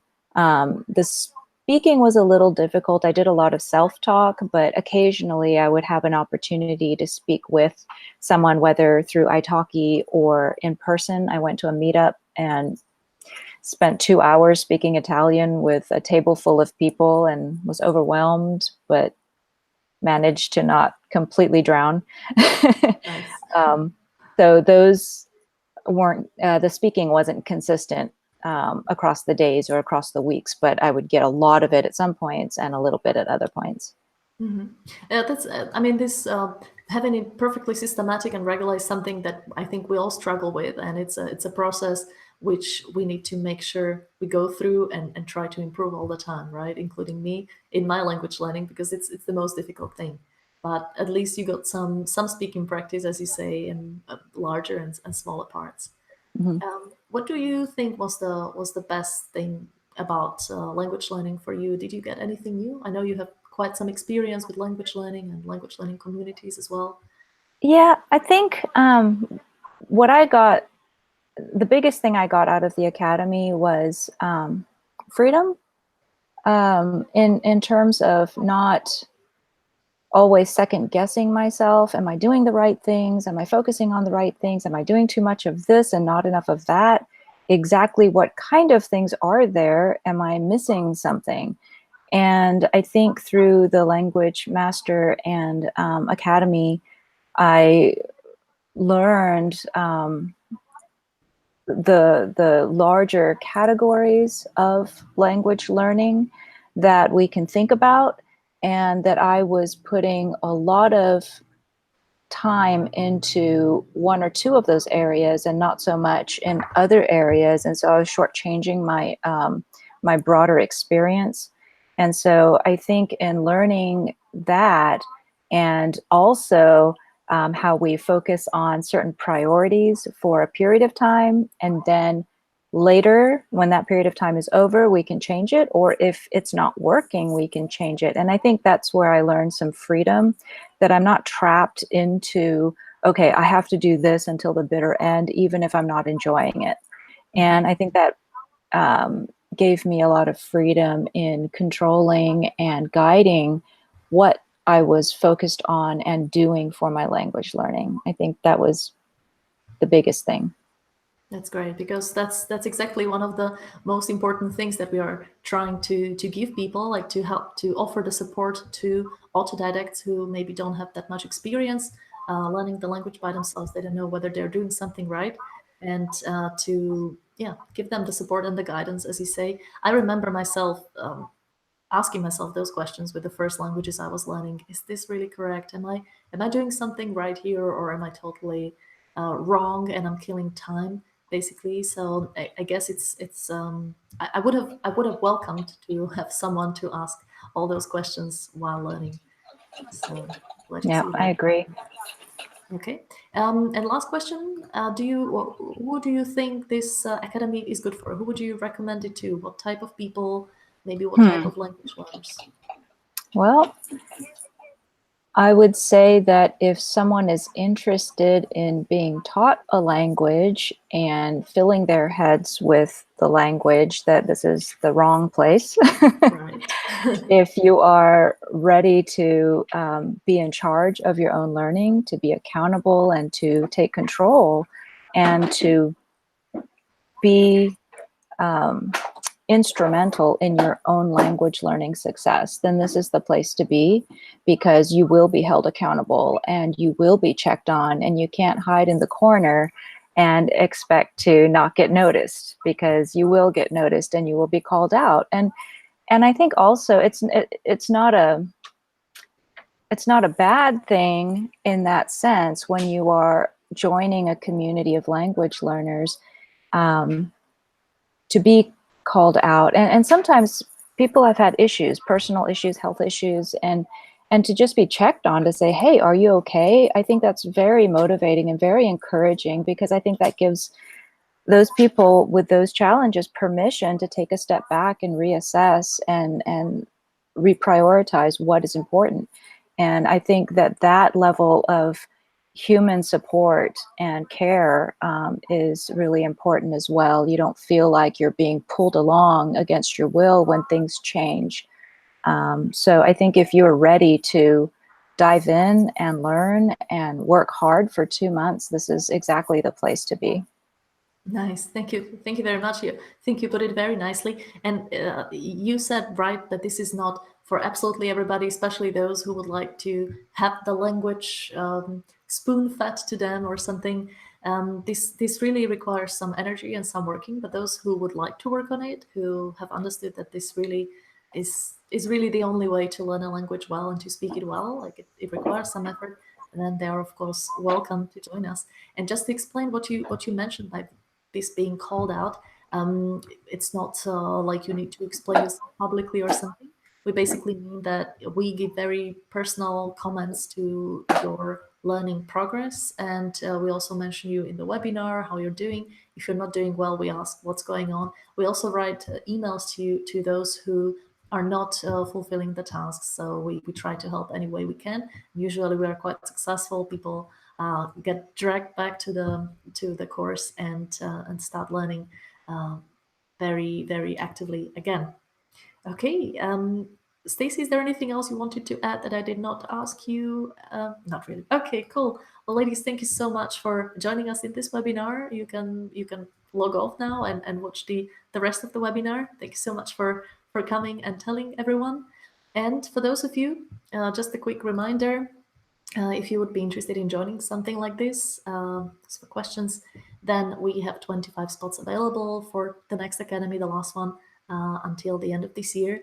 And until the end of this week, we are opening these spots, or until they get sold out. If it should happen that these spots get sold out very quickly, and you don't get to be in this course because maybe you watched the replay of this webinar later on, we will tell you on the website that we are opening spots for the next academy, which will start in January. We are most definitely going to be doing this very frequently because the interest is pretty big, and people seem to be enjoying it very much, and it helps them. So if in that case you should decide you want to join the next one, then you can buy your spot for the next academy at the same conditions. And of course, we will let you know very clearly that this is for the next academy. So you don't need to worry about not knowing which academy you are going to be put in. Okay, now I don't need my headphones anymore. Hopefully you can still hear me with the microphone very well. Now it's time to answer some more questions. So, wow, I see quite a lot of them now. And I'm really glad that you are writing. And there are a few comments. Kay Elizabeth is saying, I have goals to attend this polyglot gathering. Yay, then we're going to meet in person, Kay. That's really cool. And by the way, I mentioned that I'm planning a live meetup of Academy participants. I would like to have it in Bratislava at the next Polyglot gathering for anyone who is interested in joining this huge community of language learners. I would just like to stress you don't need to be a polyglot or speak any number of languages to join. It's really free for anyone who is interested in language learning. So it's a cool community of people. Johnny says, I'm happy you are talking about the fear of speaking because just today at work, I met someone from Valencia, and this was the second time I've spoken Spanish after only 7 months of learning. Nice. And I feel great that I tried and made mistakes. I believe that with practice comes confidence. Absolutely, Johnny. This is the only way to do it. And the attitude you have, like, yay, I got to get some more practice. This is so important, and this is going to get you to a fluent level, no doubt. The only thing you can do now to make it faster, make it happen faster, is to make it more systematic and plan those encounters and not just wait for them to happen. And then next time you meet someone, you will have spoken Spanish for 15 times and you will be super confident. Birgitta says, learning organically, that's a good way to call it as well, is similar to how I imagine children learn from the day they're born, picking up bits of language here and there, connecting them as they grow. Exactly, Birgitta. I think this is why it works so well, because it's so natural. Learning a language in the square type of way is not very natural. Like someone divided the language and described it and put it in these little areas, and we're trying to cover them piece by piece. But exactly, children are learning in this way. They hear a word there and a word there, and they hear them repeated many times, and that's how they learn them. So yeah, this is exactly what it works like. And Václav is saying, I'm from the Czech Republic and I like to follow all results of your work. Thank you. Your website, Facebook profile, webinars in the Slovak language. That's so cool.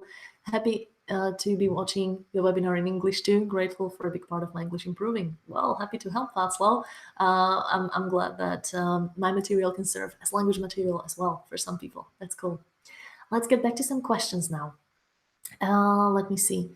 Francisco is asking, what do you think about online live lessons? How different or efficient are those compared to face-to-face conversations? Amazing question. I love online lessons, and I think there is not much of a difference there.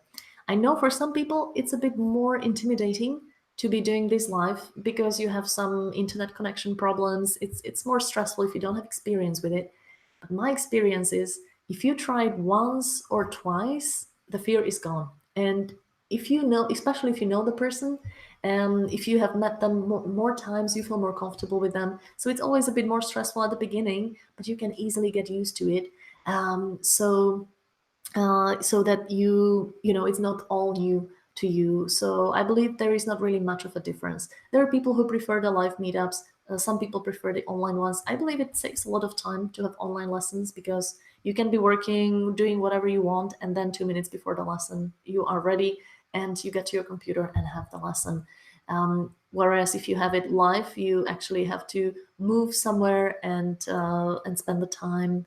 You lose the time while traveling.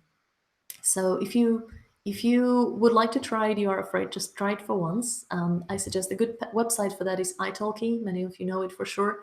You get some online tutors, whether paid tutors or language exchange partners, or you can find some language exchange partners on the app called Amikumu, Amikumu with a K, and italki is italki.com.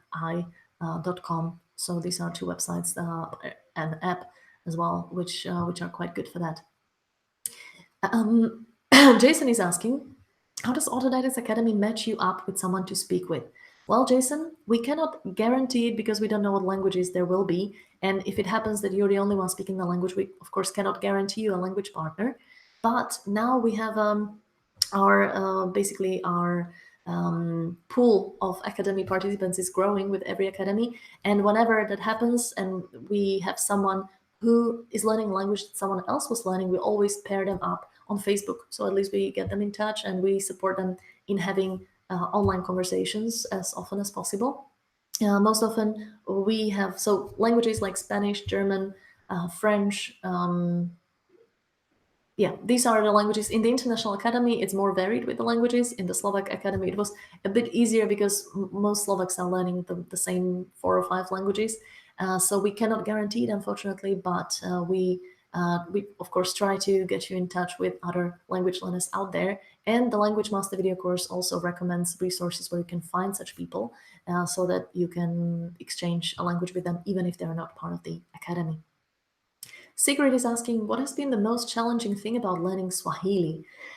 Now, I think it's the noun classes.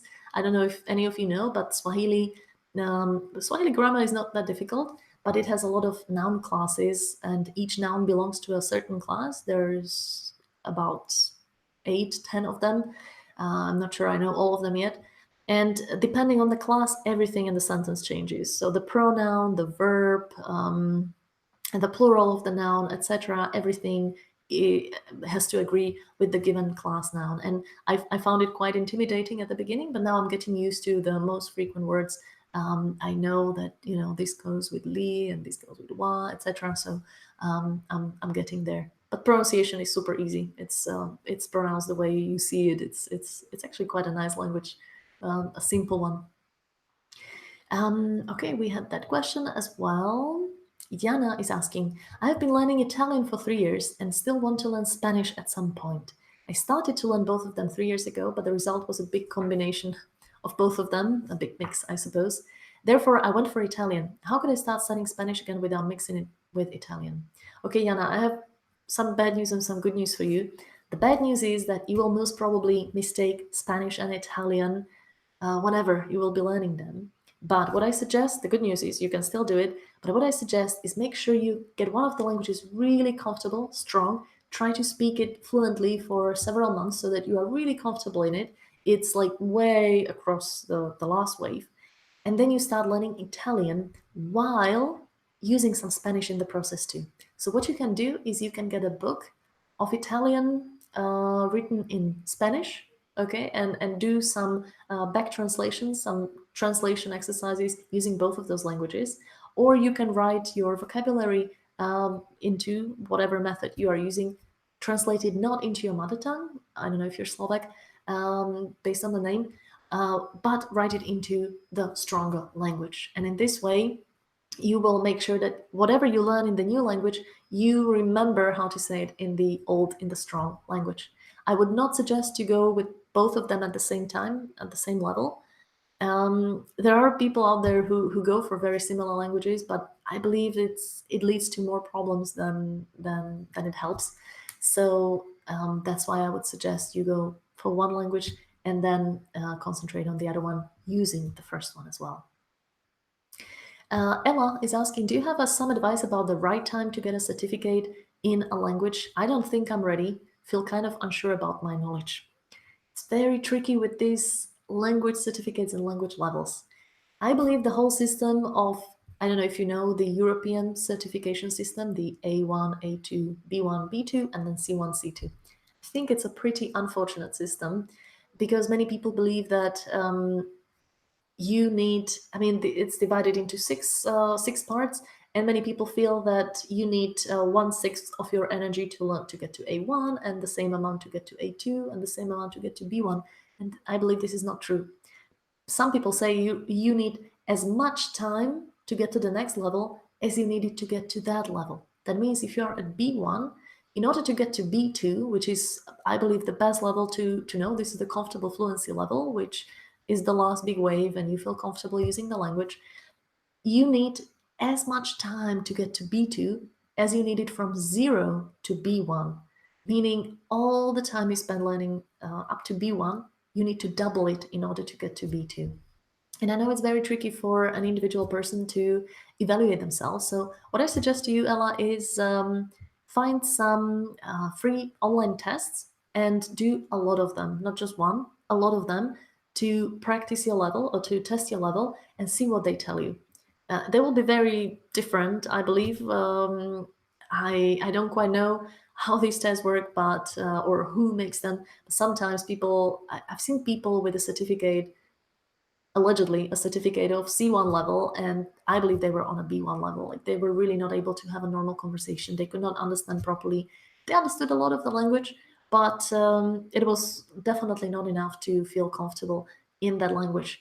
And so try to do several tests and then decide what is the certificate you would like to do. I believe it makes sense to I would not worry too much about A1, A2 certificates. I don't think they're very useful in general. It means you are basic in your knowledge of the language. So I would aim for B2 as a certificate which proves that you can use the language, and for many it's enough to be able to work with the language. Universities usually require a C1 if you want to study in the language, so a more professional level.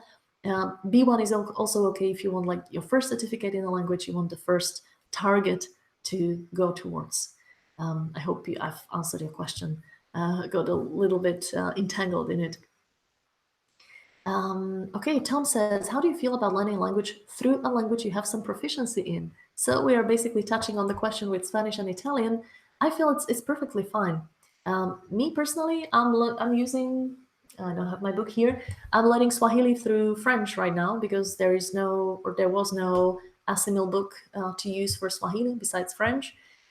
French is not one of my stronger languages for sure, but it's enough for me to read about grammar in it and read the translation of the text, so I have no problem with it. If you have, as you say, proficiency in a language, I feel it's perfectly fine to use it to learn any other language you want out there. Okay, let me see what other question we could ask. I wouldn't like to keep you for too long in this webinar, maybe 10 more minutes. Okay. Lisa says, I'm often afraid that I will offend or inconvenience a native speaker if I struggle to speak to them in their language. How does one ensure that this isn't happening while speaking the target language poorly? Well, Lisa, this will happen. I mean, if you speak a language poorly, it will not be a perfectly enjoyable conversation for the other person. Okay, let's face it. This is what it is. But that's exactly why you should try to find people who understand this and support you in your learning, and not people who want to hang out with you and maybe get some information from you as if they would from native speakers of that language. You need to take as many lessons as you can with a person who is here to help you with the speaking process. So a tutor, a language exchange partner, a teacher, however you call them. But the goal of that meeting is to help you and not for them to have an enjoyable conversation. Okay, they should be prepared for it mentally, that they are helping you, and they will be more patient, and you don't need to worry about that. I understand that if you are living in a country where you want to learn the language that is spoken there, the first months must be quite difficult because you want to hang out with these people, you want to have fun and be part of the conversation. You feel uncomfortable, you say something and maybe you stutter, you're not sure about what you said, maybe you make a joke and it falls flat because you don't have good enough vocabulary for it. This is quite unpleasant. I totally believe you if that's your case. Unfortunately, you have to indulge with that until you get to a point where you're more comfortable with the language. And that's the only way to do it, is to have as many lessons practicing as possible. So if you make them more frequent, the sooner you will get to the level where you can use the language comfortably, okay? Priyana is saying, is an intensive course effective? I'm currently doing a semester of intensive Korean. Well, Priyana, that depends. Intensive is much better than twice a week for sure. The problem with many courses, however, is that they are inefficient in itself. So it doesn't really help if it happens more often, because what the people do in the lesson does not help them in the language learning. If the group is too big, if it's very varied in the level, if there are beginners and more advanced people, the teacher needs to pick one side and adapt the lesson to them. And then, of course, the other group is disadvantaged. So in that case, if you are in the disadvantaged group, it would not help you very much. Many people think that just having intensively having it every day, this is their solution to help them learn the language. But actually, if they spend as much time as they go to the lessons by going through some text by themselves at their own pace and text of their own choice, they would listen to stuff. They would listen repeatedly to the stuff that they're interested in, maybe some simplified Korean recordings. That would actually help them much more than just being in a group with a teacher who is adapting the pace to someone in the group. I know that many people like these intensive courses in general because they have someone to speak to, but you can really easily find these people online. If you just look for them, if you go into these communities, into these websites where people are eager to learn languages, you can find them easily and make it systematic. You can get so much more out of the practice, and it doesn't have to cost anything. It can really be for free. So Benjamin is asking, if I read a book in my target language, should I dip in randomly or stay on one page before I move on? Very good, Benjamin. I explain this in a lot of detail in the video course, Language Master. So there are many ways how you can do it. There is intensive and extensive reading. Intensive means that you really go into the vocabulary, you look up a lot of words, not necessarily all the words, okay? This is something that kills a lot of language learners and their motivation, because there will be a lot of words that you will not know. And if you look at the first page, you see 20 things underlined, it's scary, and you say, oh, I'm not on that level, and you close the book and forget it. But with intensive reading, you still look up some phrases, words, and you play around with the text a little bit, work with it, with the dictionary, etc. Extensive reading means that you kind of go through the book, not making too large pauses. You see a word you don't understand, but you'll say, I'll figure it out later. And you will. In many cases, you will, because they will be repeated. Maybe sometimes you look up a word, but mostly you are continuing in the book so that you have more input. Both of them are correct. Both of them are possible. And you should find the best balance in between those two. So you should make sure, for example, what I do, my personal preferred method is to always do about 2 pages intensively. And then as a reward, I go through 4 pages briefly, or actually fast, because I want to go through the book in a shorter time. I don't want to spend ages with it. And in this way, I get through the book in a shorter time, but still get some vocabulary from it. What I also suggest, being systematic about your learning, is that you pick a book which you like. Of course, fun is the first the first pillar of my language learning philosophy. And you read every day. You read, let's say, 2 or 3 pages, not more, before you go to sleep. And you make sure you find 3 new expressions which you put into your language learning vocabulary learning system. In this way, 3 is not much. Every day you can do 3 easily. Even if you have just 5 minutes, you can easily find 3 things, read the 1-2 pages, go to sleep, and have it done. And in this way, you will enlarge your vocabulary in a systematic way, small steps, because this is so important that it happens every day in small steps. Okay? Silvina says, can you explain briefly how you plan a typical class? Silvina, I'm not sure what you mean by me planning a class. I don't teach anymore. I haven't taught in some time because I do this language mentoring thing, and that means I help people figure out their own individual plans, but I don't plan it for anyone. But maybe you mean how I plan my class when I take a lesson as a student. I suppose maybe that's what you meant. But that's what you meant. So I find a tutor.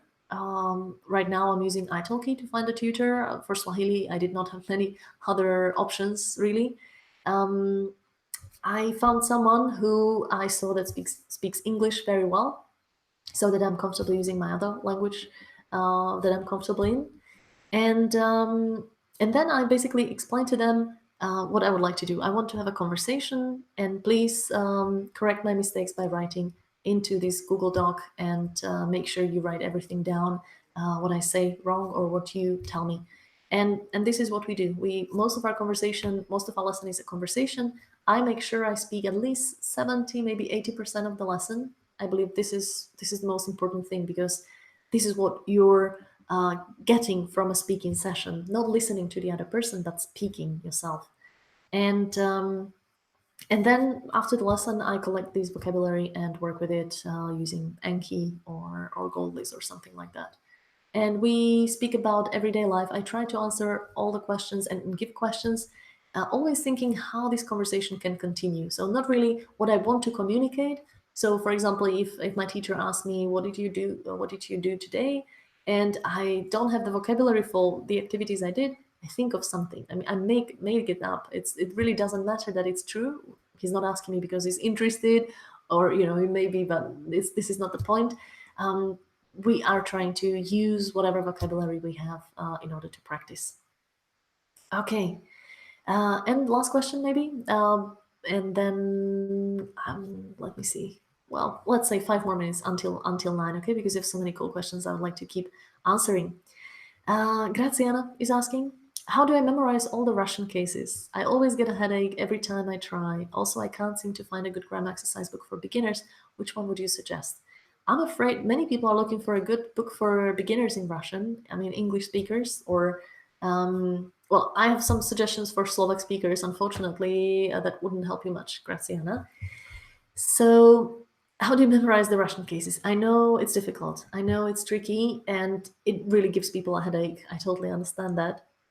But you need to make sure that you get in touch with these cases in a systematic way and in a very, how would I say it, a mixed up way.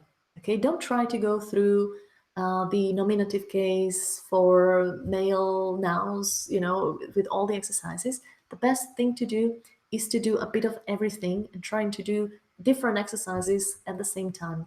This is what I always suggest, and this is what scientists have found out is the best way how to learn things long term, is to mix things up, not to concentrate on it, just like what we explained on the piece of paper, not like learn all the past tense, but a bit of this and that, and the brain kind of puts it together. So, Graziana, it means a lot of contact with Russian, and it will not come overnight. It will not happen in the first 6 months that you will be comfortable with all the cases. But you need to realize that it's not so important to get all the cases right. It's so important to realize we don't have to be perfect in the language we're trying to speak. We just need to make sure we are understood, and you will be understood if you make the cases wrong.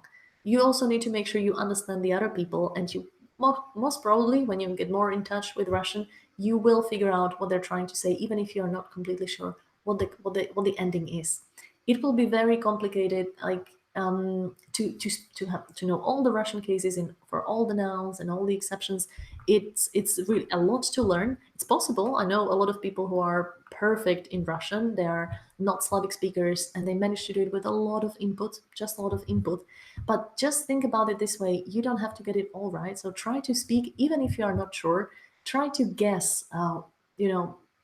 Make whatever guess you can, like to put an ending in there, and it will be much more easy for you if you spend a lot of time listening.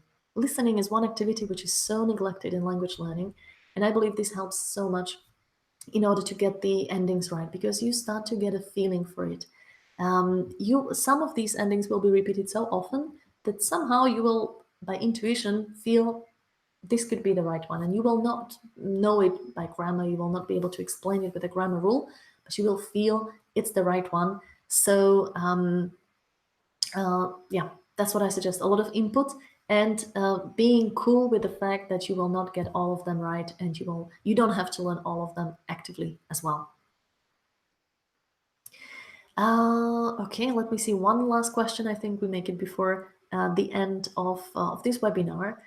So Brigitte, Mac, Jason K, many of you are asking, where do you find teachers or tutors, apps, or website? Are there online resources to meet locals practice speaking a target language? So I've mentioned two of them, maybe again. italki.com or italki.com is a website. If you have not registered for it, then wait for my email tomorrow. I will send you an email with the replay of this webinar and also a link where you can register. If you register through that link, you will get $10 for free as credit, which you can use for your italki lessons. You can easily get lessons there starting from, I don't know, $7, $8 an hour, which I think is a great price for having someone to listen to you and correct your mistakes. And all of the teachers I've met on italki are very nice. They're always assessed at the end by the users, so they try to make the lessons really nice and interesting. And yeah, and so italki was the one, and then mylanguageexchange.com I think is a good website to find language partners as well, and the app called Amikumu, which is an Esperanto word, by the way, having to do with friendship. And last comment that I see in here from Robert Brest, one of our participants of the Academy. Hi, Robert, nice to see you live on this webinar. He said, the Language Academy is really good for all who want to learn a language. I started almost from scratch, and in 2 months, I've learned really a lot. Now I'm continuing to learn and can communicate without fear with other English people. Don't hesitate to join it. Robert was an amazing participant of our Academy who was doing the impossible. Like, he was spending incredible amounts of time learning English, and you could really see it in his expression and how freely he felt using English on camera with other people, with native speakers. It was really, really fascinating to see Robert's progress. And I'm glad, Robert, that you wrote one of the comments as well. So, guys, it's 2 hours are gone, and I didn't want to make it as long, but I'm glad you stayed here with us until the end. So I would just like to maybe summarize this webinar in a few sentences. What I was trying to say is, if you want to learn a language and speak it one day, you have to start working on it. There is no way around it. I'm sorry if I have disappointed people who were expecting a magical trick, but actually it is quite simple, really. You have to find ways how to like effective ways how to learn a language which you enjoy. So fun has to be in there, and in a systematic way. You need to do a lot of it. That's all you have to do. And I know it's simple, but it's not easy because you have to put the work in. But if you think that it would help you to have a community of 50 people who are motivated to learn together with you and have my support as well, then we will be very happy to welcome you in our Autodidact Academy, which starts on the 8th of October. You can book your spot at languagementoring.com/open, and the spots will be available until the end of this week, until Sunday. So we will be very happy to welcome all of you who decide to learn with us. And we're also very happy to see all of the participants of the first Academy who decided to join us again. It was really an incredible experience to learn with all of them in the summer, and I'm excited to have it again in the next 2 months. So I hope you found something useful in this webinar. If you have any questions, these were the contact details. LanguageMentoring.com is my website. You can find us on Facebook and Instagram and YouTube. We are trying to prepare more and more useful tips for you, trying to answer your questions one by one. So feel free to give a like to either of these, any of these social media that you follow. And if you have any questions, feel free to ask me. LanguageMentoring.com has a special form where you can ask a question. I'll be happy to answer it sooner or later. And if you decide to join us in the next Autodidact Academy, I will be very happy to be learning with you and to be on this amazing journey of language discovery together with you. So that's all, folks. Thank you very much for joining us live or watching the replay. Hope to see you again at another webinar. And I wish you a lot of luck, a lot of discipline in your language learning, a lot of fun as well, because if it's not fun, I mean, what to do it for, right? And yeah, thank you very much for joining me, and have a lovely day, evening, night.